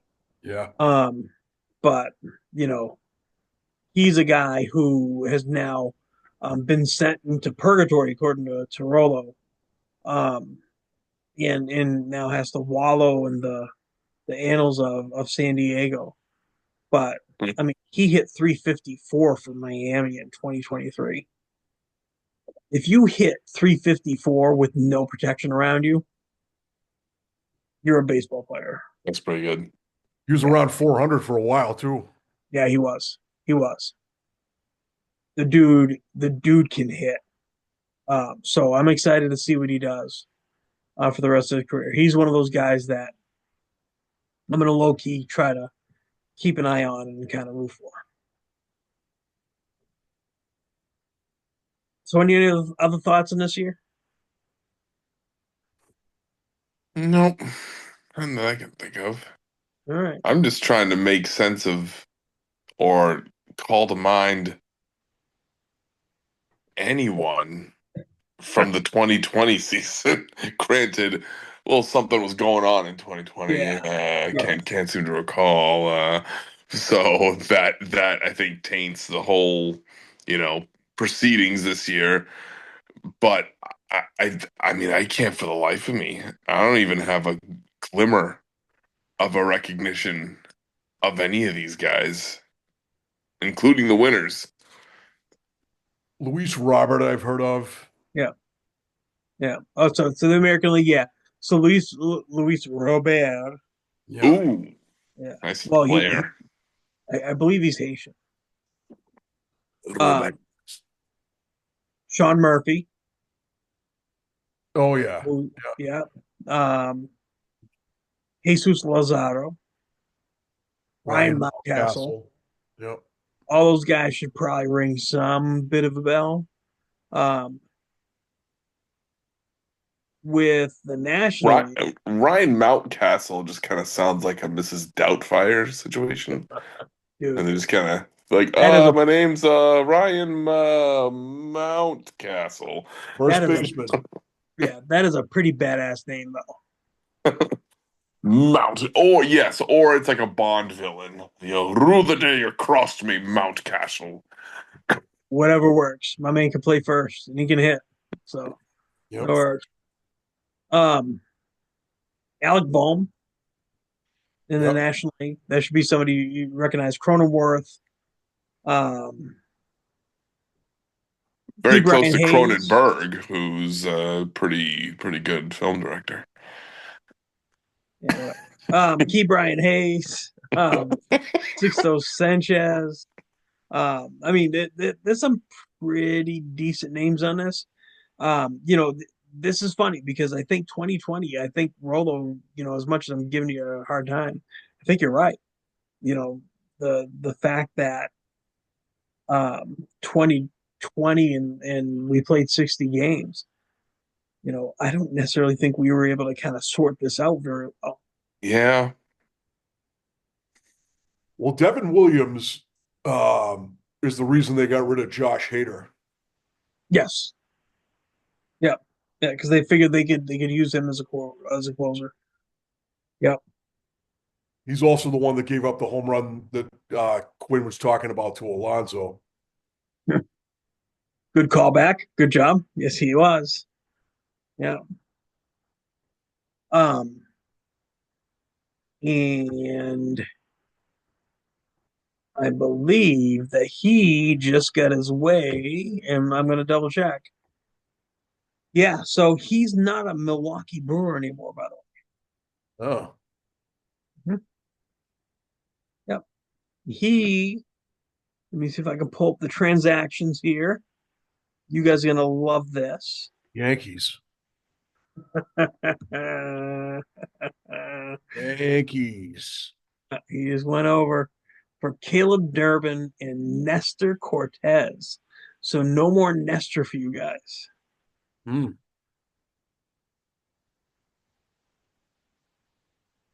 Now, are you happy to see Devin Williams or are you sad to see Nestor Cortez go?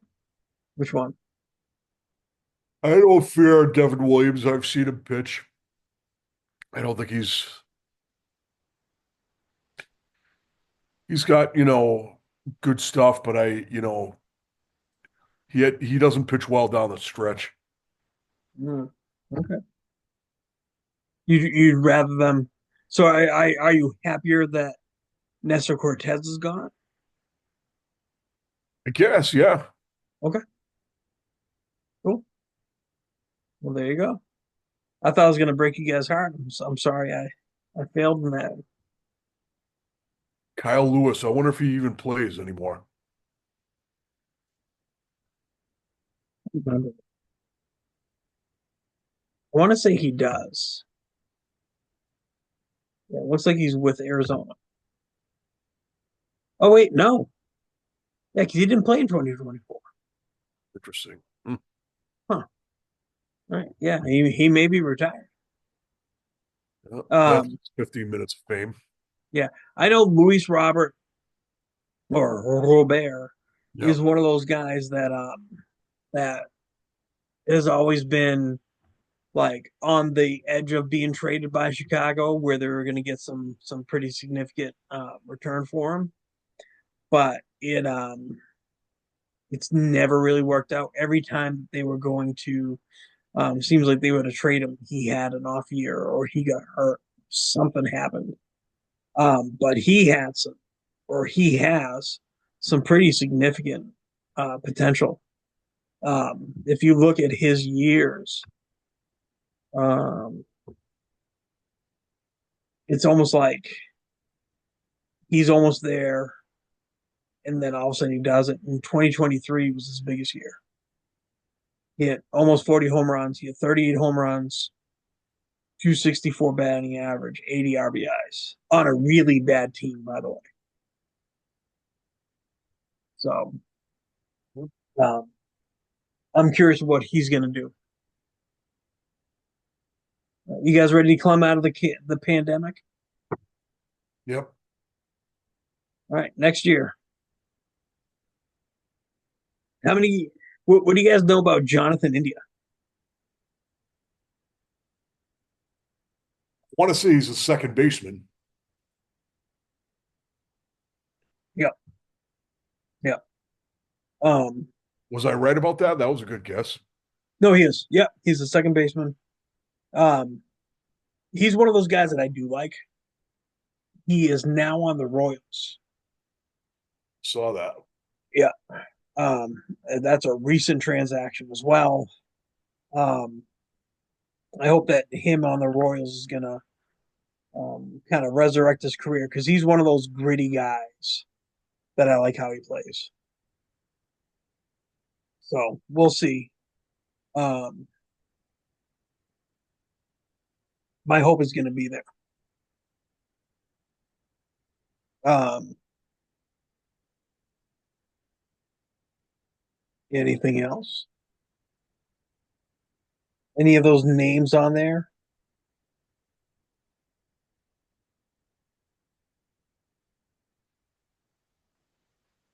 NL. We're almost Patrick done, boys. We're Wisdom. almost done. I just realized I was on mute. I thought you guys were just blatantly ignoring me. Damn it. No, that's why I was like, what's going on? I was chiming in, and I was chiming in such a way that I was hoping to derail all of you, but I was thwarted by the mute button. Um, uh, I was gonna say that, in 2021, we at least have one of the most fun names to say in all of baseball, Randy Arozarena. Yeah. I mean, that's just a blast to say. Almost as much of a blast as it is to watch him play.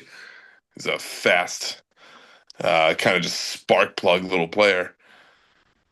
Mm-hmm. And yeah, well, in the National League, who did I recognize there? Um, just Patrick Wisdom. Yep, wisdom. Yep, yep, yep. I Does mean, anyone know who Frank Schwindel is? Talk Frank about a Swindell. Chicago sounding name. Frank Swindell. Yeah. Schwindell. Schwindel. Yeah, I Who's mean, that? again, this is getting into the area where, a lot of these guys haven't even really panned out. Like Dylan Carlson. I think he's going to be somebody that, has some potential with, Seattle. I'm sorry, Seattle, on St. Louis. We don't really hear a lot about him because of the fact that, you know, St. Louis is kind of rebuilding, Mm-hmm. right? Um, Ian Anderson was going to be somebody. Um, Swindell, I don't think he's still around. No, Uh, he stopped in 2022. Looks yeah, like. yeah, but I do remember the name. Um, in the American League, I think we have some more. Um, again, some more impressive names. Mount Castle, Adolis Garcia. yeah. I'm a little Obviously, shocked that Mountcastle with 33 dingers in his rookie year didn't end up getting more votes. Yeah. Jeez. yeah, yeah. I think Rosarina came on like gangbusters, Yeah. and that was a pretty good year for Tampa Bay. Hmm. Um, so I think that was part of it. Obviously, I mean, you look at Tampa Bay had three of the top vote getters that year. I mean, obviously, one of them had pretty significant controversy around him with Franco or Franco, but Shane McClanahan and Rosarena, or in a Rosarena made some bones this year Mm. with LA. So if I got to see the man pose again, I mean that really resurrected his career because after this year, he didn't do much until after the World Baseball Classic. Wander Franco is a guy I thought would be insane. Yeah, and I mean you do know the story with him, right? He assault or something? Um, so two there's two versions of it.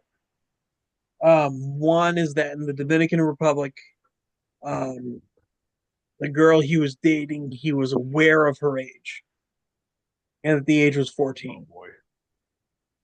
The other story of it is that she did not tell him the truth, and there's actually some evidence to that where he thought she was of age, and the mother actually there's some paper trail of some payments to the mother to keep her quiet because apparently the mother had or may have had some sort of plan to extort him, and so put her daughter up to the fact that she was telling him that she was of age, and then revealed the fact that she wasn't, and then said, "Hey, I'm going to tell everybody if you don't pay me."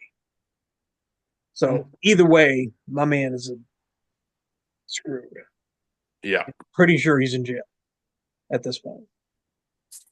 Um, but talk about some pretty significant potential. Not great. Yeah, yeah, definitely not a good look. No, no. Yeah. So, any other thoughts on any of these guys?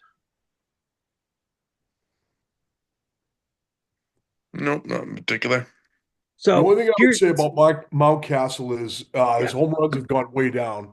yeah, And I'm guessing the reason for that is because they moved the wall back in left field and up in Baltimore. Mm, that would stand to reason. yep, yep. I would agree with that. All right. So, full disclosure, this rookie class, and this is also reflective of what I told you about how I invested Mm, the cards of this year. hmm. This rookie class is one of the most exciting to me in years. So before I start taken over the conversation. I want to know your thoughts on this rookie class. Well, Bobby Witt Jr. is obviously one of the biggest standouts Yeah. as far as being, granted not the winner this year, but one of the runner-ups. And George Kirby is just another name that you're hearing bandied about a little bit as being a, up and coming pitcher, someone that, people might be trying to, you know, try to make a trade for there out in Seattle. He's got some promise to him. Um, I'll, I'll be honest though, Julio Rodriguez, again, West Coast bias, I guess. I as the winner, I mean, he certainly got the stats to support why he won that one in 2022, but Yep. I don't really know much about him. And in the National League, I'm I would need some memory jogging for me to recall any of these any of these guys from the National League. So I'm Yeah. interested to hear you opine on the brilliance of this rookie class, Greco. Okay. Okay. American League is a who's who of who's who. Mm. The American League is strong. What are your thoughts on the National League, Taylor? You recognize any of these guys? Yes. Well, Spencer Strider throws 100 miles an hour. Yeah, and Uh, he's the reason why they could get rid of Freed. They could let him go. yeah. Yeah. Michael Harris. Yeah, I recognize him. Um, Great outfielder. Brendan Donovan. I don't have a memory of him. Jake McCarthy. I definitely have a. I've watched a little bit of the Diamondbacks. He's a stolen base guy. Right. Especially in the World Series. Yeah. Um, and the guy with probably the most potential is O'Neill Cruz. Yeah, hands down. Yeah, and don't sleep on Lodolo though. Lodolo is one of those guys that I think people Oh are yeah. kind of giving up, but he also had another little coming out, like a Rosarena in the WBC. But Lodolo's a Hmm. good player, and so I think if he can do his thing, oh, of course, Rolo. Um, but yeah, so Rolo, where'd you drop off? I was switching phones doing some and so I was hearing you talk about I know you mentioned the pitcher that they were able to let go of in Atlanta Okay, because yeah. yeah, Freed for Strider, yeah, yeah. yeah. So you know, Jake McCarthy, as Taylor said, good stolen base guy, had some pretty significant, impact in the World Series when went against Texas. But O'Neill Cruz, um, and Taylor said that that's probably the most significant um, talent and impact.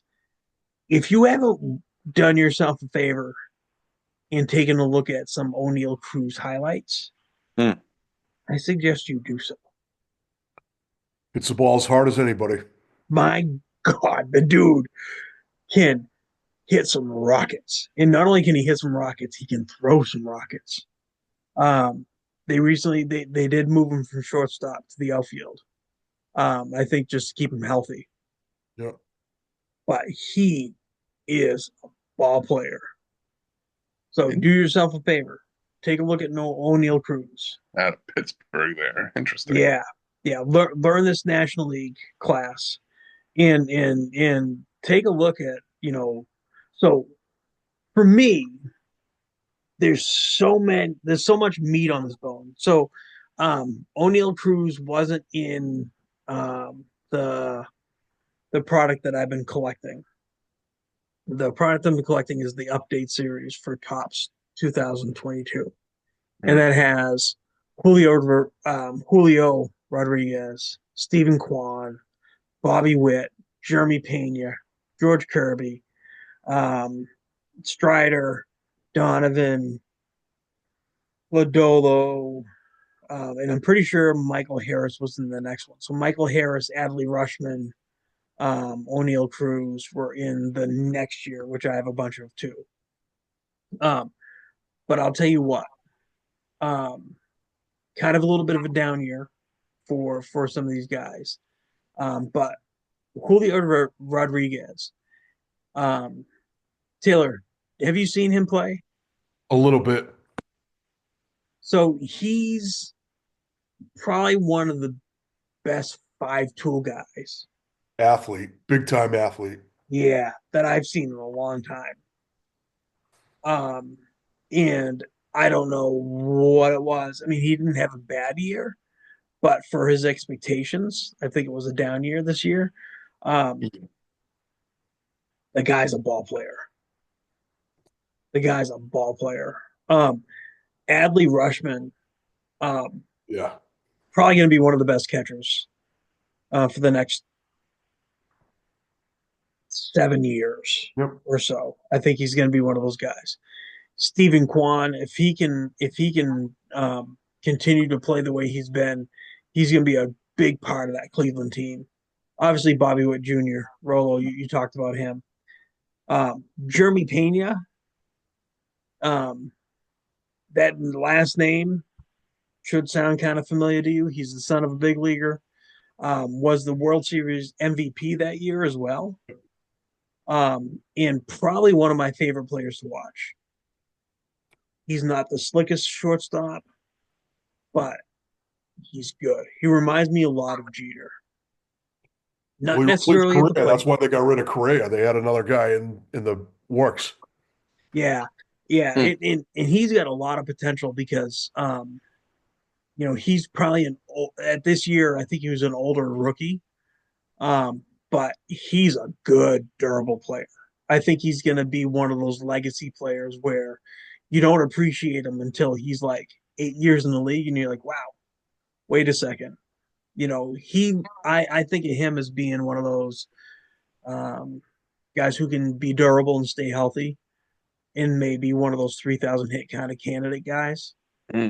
And so that's part of the reason why I invested in this. Spencer Strider, again, I think he's the reason why that Max Fried is expendable for Atlanta. Um, O'Neill Cruz, I'm telling you, Rolo, do yourself a favor. Watch Oh, yourself some. I forget Watch what yourself position some. he plays. I think is he a shortstop?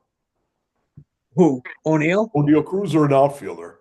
So he was a shortstop, and they moved him to the outfield this year. Right. So I think to keep him healthy. But I mean, I think they clocked his exit velocity on a batted ball was it like 117 miles an hour. Yeah, it's crazy. And he threw flat footed from shortstop at like 103 to the first base. Like the dude is a freak of nature. Yep. He reminds me a lot of another guy who's going to be showing up soon. I think he's going to be in this next class for the National League. Yeah, he is number 7, Ellie De La Cruz in the National League. Yep. They're, Ah. I feel like they're almost prototypes of each other. Um,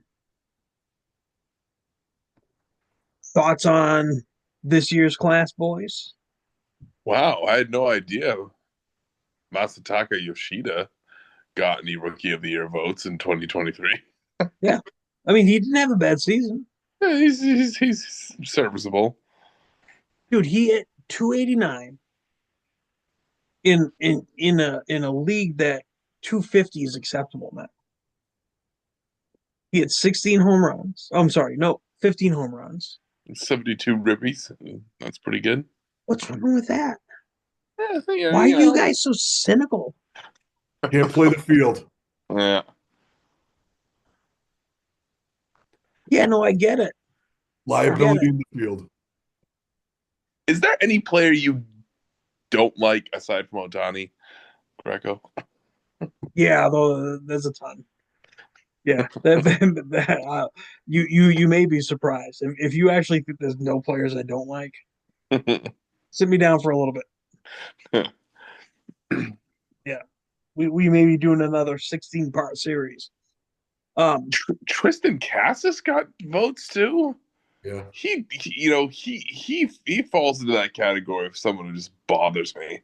Yep. He just bothers me Me too. Why? because Because he hit he's like 25 home runs and he 65 you know what RBIs he as a is? rookie. He is the example of when Bryce Harper goes wrong. Yeah. So that quality that I described around Bryce Oh, Harper, kind of being maybe a bit of a prima donna and kind of being like, ooh, like maybe sometimes a little too wanting of the spotlight, but where that's kind of now skewed more and more towards, but that means Bryce Harper is like a gamer and he like rises to that challenge and he like soaks it up in a positive way. Uh Cassis seems to be so far just someone who, Give me 1 second, guys. yeah, Keep talking. that just wants to be like seen as, quirky and, you know, uh, um, unique and, and, uh, not just about baseball. He's into other things too. And as opposed to just, putting his head down and like being a good ball player. And it feels like he wants, and maybe this is more of like an old man shaking fist at the clouds sort of thing, but he feels like someone that's a little more in keeping with, the Gen Z generation of wanting to build your brand instead of just be good at your job, if that makes sense. I don't know if that's what bothers you about him, Matt, but that's kind of what bothers me about him. you know what bothers me about him? He's a guy that thinks he's smart, but he's a fucking idiot. That's Yes. what he is. He thinks he's Yeah. fucking smart, and he's a doorknob. Yeah. That's what bothers me. He's like Doorknob. That's good. you know, like, you know, he reminds me of a hippie personality that Republicans hate, Yes. and I don't like him either. But Yeah. so like, yeah, he's a guy that thinks he's smart and he's not. hmm That's a lethal combination right there. Yeah. Because what I worry about there, I think one of the hallmark traits of people who believe they're smarter than they are is a lack of insight. I agree. Because if you have some modicum of insight, you recognize that, yeah, I may be good at some things, I may know some things, but there's always more to know, and I don't know it all, so let me keep learning. Yeah, you Like, live in your own fucking little world. with insight, I think comes a little bit of healthy humility, Mhm. and um, yeah, it doesn't feel like he has that, and I agree with you. Yeah, I agree with you. Not a fan. I would not be Trade I would chip. not be sad if we used him as a trade chip. Exactly. Yes. Yeah, yeah. Josh Juno, or Josh Jung, sorry. I was going to say, who's Josh Juno? Josh Jung, Josh. catcher, a good hit. I don't Mm. know a lot about his defensive abilities, but I saw him in the World Series. He can play. I wonder if there's any relation to Carl Gustav Jung. Mm. Carl, like the famous uh, psychiatrist. Yes, maybe he's the great great great grandson. Carl Jung. Yeah. Wow, going back to my grad school days now. Oh yeah. Break out a man of the symbols. Greco will come back and we'll be reading a man of the symbols, and Greco will be like, "What the hell's going on here?" I hope, like, I don't mind finishing up, but I'm getting tired, dude. Yeah, same, same here. And I don't think I have like, I mean, Gunnar Henderson. I know the name, and he looks like he pretty decisively won that year. He's a stud. Yeah. Uh, and he's so far living up to the billing where he stacked, you know, another even better year last year on top of his rookie season. Yep. So see some big things for him. But then Corbin Carroll, I'm not as familiar with him. The Diamondbacks just, you know, all just kind of blur together for me. Diamondbacks don't really stick out unless you're talking about the 2001 Diamondbacks that beat the Yankees. Yeah, that's one of my favorite World Series. Oh yeah, I remember it well watching it my freshman year in the college dorms. I remember the little blue pit by Luis Gonzalez, and I definitely Gonzo, yeah. um, the other guy that got huge hits in that World Series was Tony Womack. Hmm. Huge hits that World Series. But Corbin Carroll is a leadoff guy, good power, good speed, Mm. very talented kid. I don't. Gosh, yeah, like these guys.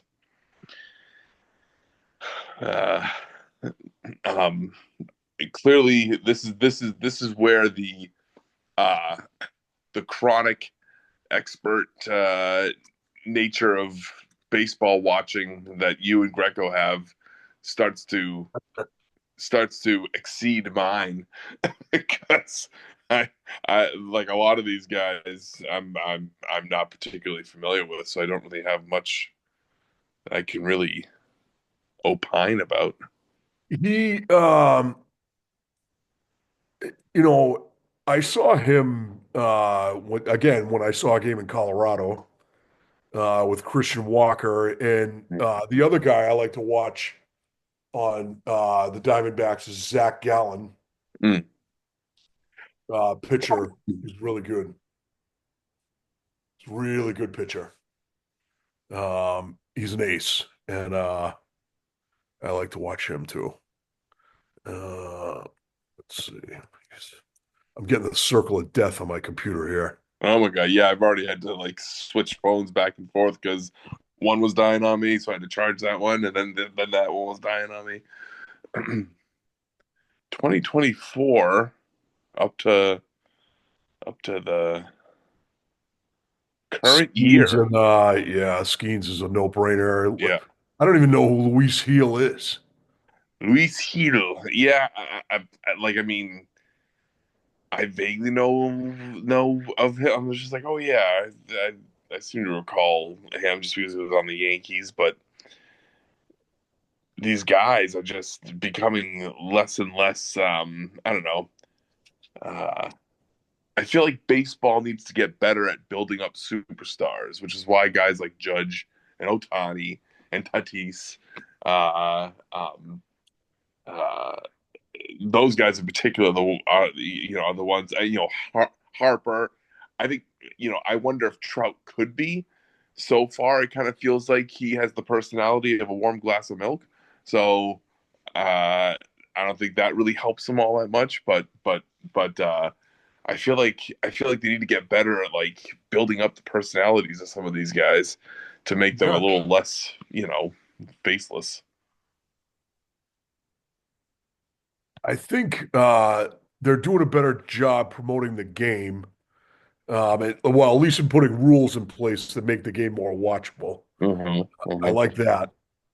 Um, but yeah, I think Bobby Witten would be a huge superstar to promote. Soto too, and Aaron Judge. Yeah. Wow. Yeah, but I mean, Skeens, I think what's unique about him is that he was drafted like this year too, right? Yep. Where that makes him extra unique that, usually these guys marinate for a while in the minors, but he just shot right up. If he stays healthy, there's nothing that's going to hold that guy back. The question is, how long are the Pirates going to keep him for? Well, and you wonder too if he would have had the same quick path to the start, to the majors if he was on another team other than the Yeah. Pirates, because they're probably just like, who else are we going to trot up there? Let's see what he's got. Yep. Whereas other teams that were maybe a little more loaded, they would have let him just kind of hang out for a while. He's a stud, Skeets. He's a stud. Well, and then you just look at his, I mean, 6'6", 235. He's got the stash going on. I love that these players are starting to bring back the stash as a look. And he's solid. It's a big boy. Yeah. I feel like that spells uh um that portends well for him as far as hopefully not getting into injury and problems if he's a little sturdier. Let's see. Colton Cowser. I remember him because when I was in Baltimore this summer, they yelled "moo" when he came up to the plate. Austin Wells, catcher. Let's see. Mason Miller throws like 100 miles an hour. It's a closer. He made between 100 and 105, actually. He's crazy live arm. Mm. Cade Smith, I have no idea who he is. Willie Willie Abreu. Abreu, he Interesting. vaguely rings a bell since he's on the Red Sox. He was okay. Oh, outfielder. Yeah, and then the other people in the National League, I don't even. I don't really know him. Yeah. Jackson Merrill. Padres, of course we don't know him. Yeah. Chump. Did you have a bad experience in San Diego, Quentin? San Diego just feels like a very blah sort of town. Like I've never I been actually loved it. I went there once. I loved it. Well then, you'll have to disabuse me of the notion that it just feels like a very meh sort of town. It's got really good breweries if you like beer. Okay. Got the beach. It's got great weather. It's not a fucking shithole like Los Angeles. See, but I'm a movies guy, so there's Oh some yeah. elements to Well, Los Angeles, Hollywood. Like I think the Oscars, the Academy Awards Museum is recently opened, I think, in that area. And I listen to all these movie podcasts where they talk about all the different like repertory theaters that they have there, where they have like these nice screenings of classic films. And I'm like, oh, it sounds like such a fun, vibrant, like movie loving community that I would probably nerd out a lot over. But that I've sounds also like heard fun. plenty of people complain about LA as well. I I'm not the movie nerd that you are, but I do like movies. Um, although you know every Academy, you know every Best Picture for till when? One of my biggest claim to fames in my own mind is challenging myself to rattle off all the Best Picture winners from 1967. I don't know why it's that year. For some reason, before then, I get fuzzier, but I can rattle them off. Best Picture winners from 1967 up till present day.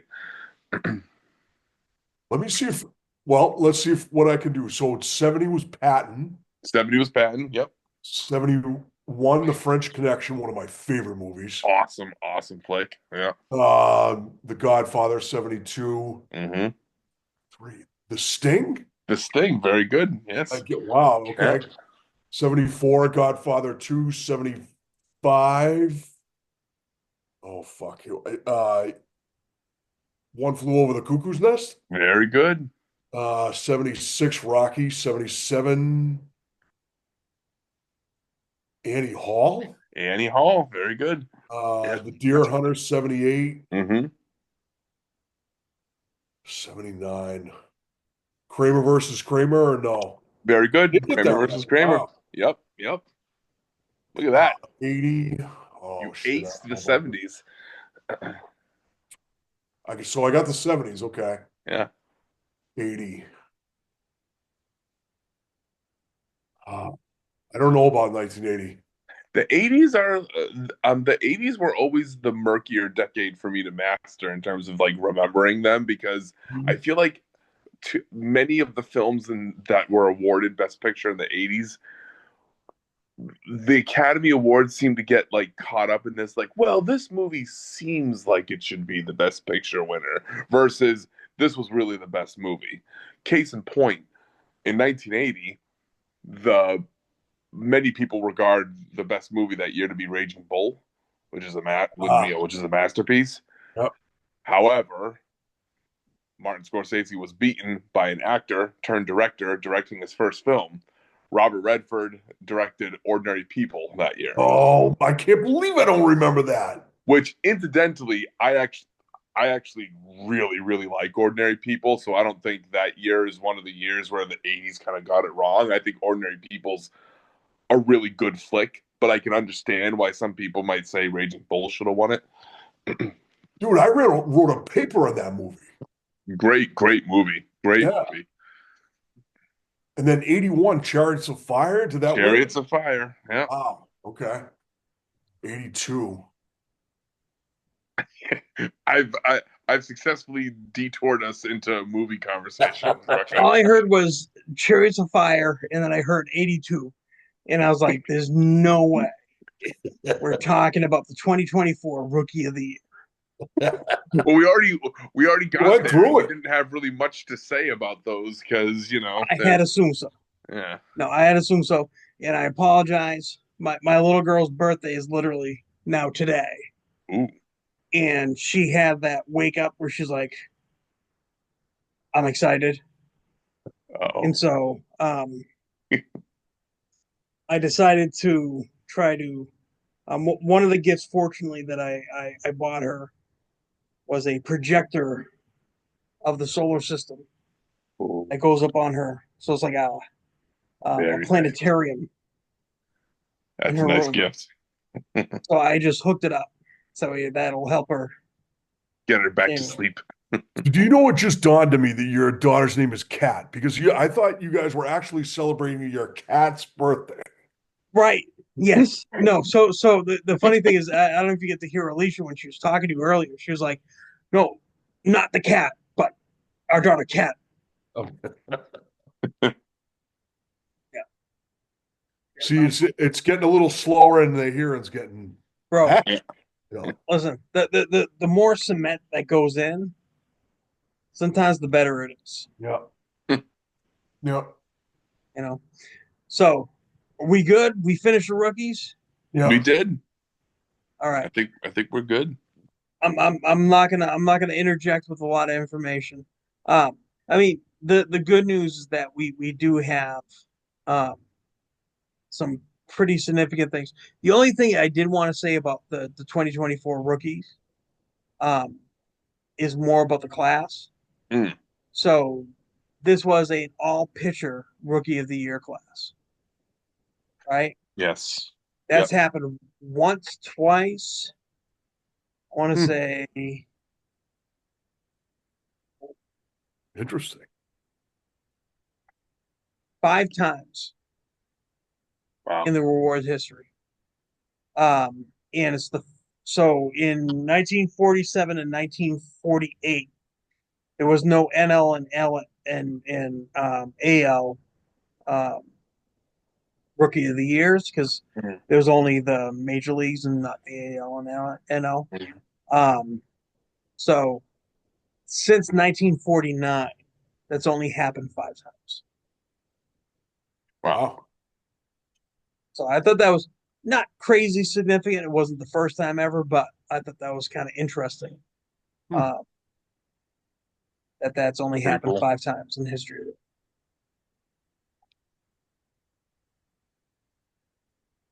Fun fact, last minute contribution. Time to say goodnight. Gentlemen, thank you. Always a pleasure. Thank you, gents. Yeah, and we're not going to do this next week because we're going to be, crawling into Christmas Eve and then Mm-hmm. New Year's Eve the weekend, the week after. Mm-hmm. So I'm assuming maybe the first week of January we can come up with something. So we'll be in touch, talk Yeah, about the topic. that sounds Uh, like a plan. but in the meantime, Merry Christmas, boys. Happy New Year. I'm excited we're doing this. Me too. Absolutely. I'm glad you guys agreed to doing this um, randomly at the Woo Sox game. So It's been a good I would time. stay up for anybody, I'll tell you that. Yeah. same. It's definitely something I look forward to. So Yeah. I appreciate it, guys. Um, and we'll talk soon. Absolutely. Have a good night, Merry guys. Christmas to all. To all, a good night. I was hoping you were going to do it. All right. See you guys. See ya. Bye bye.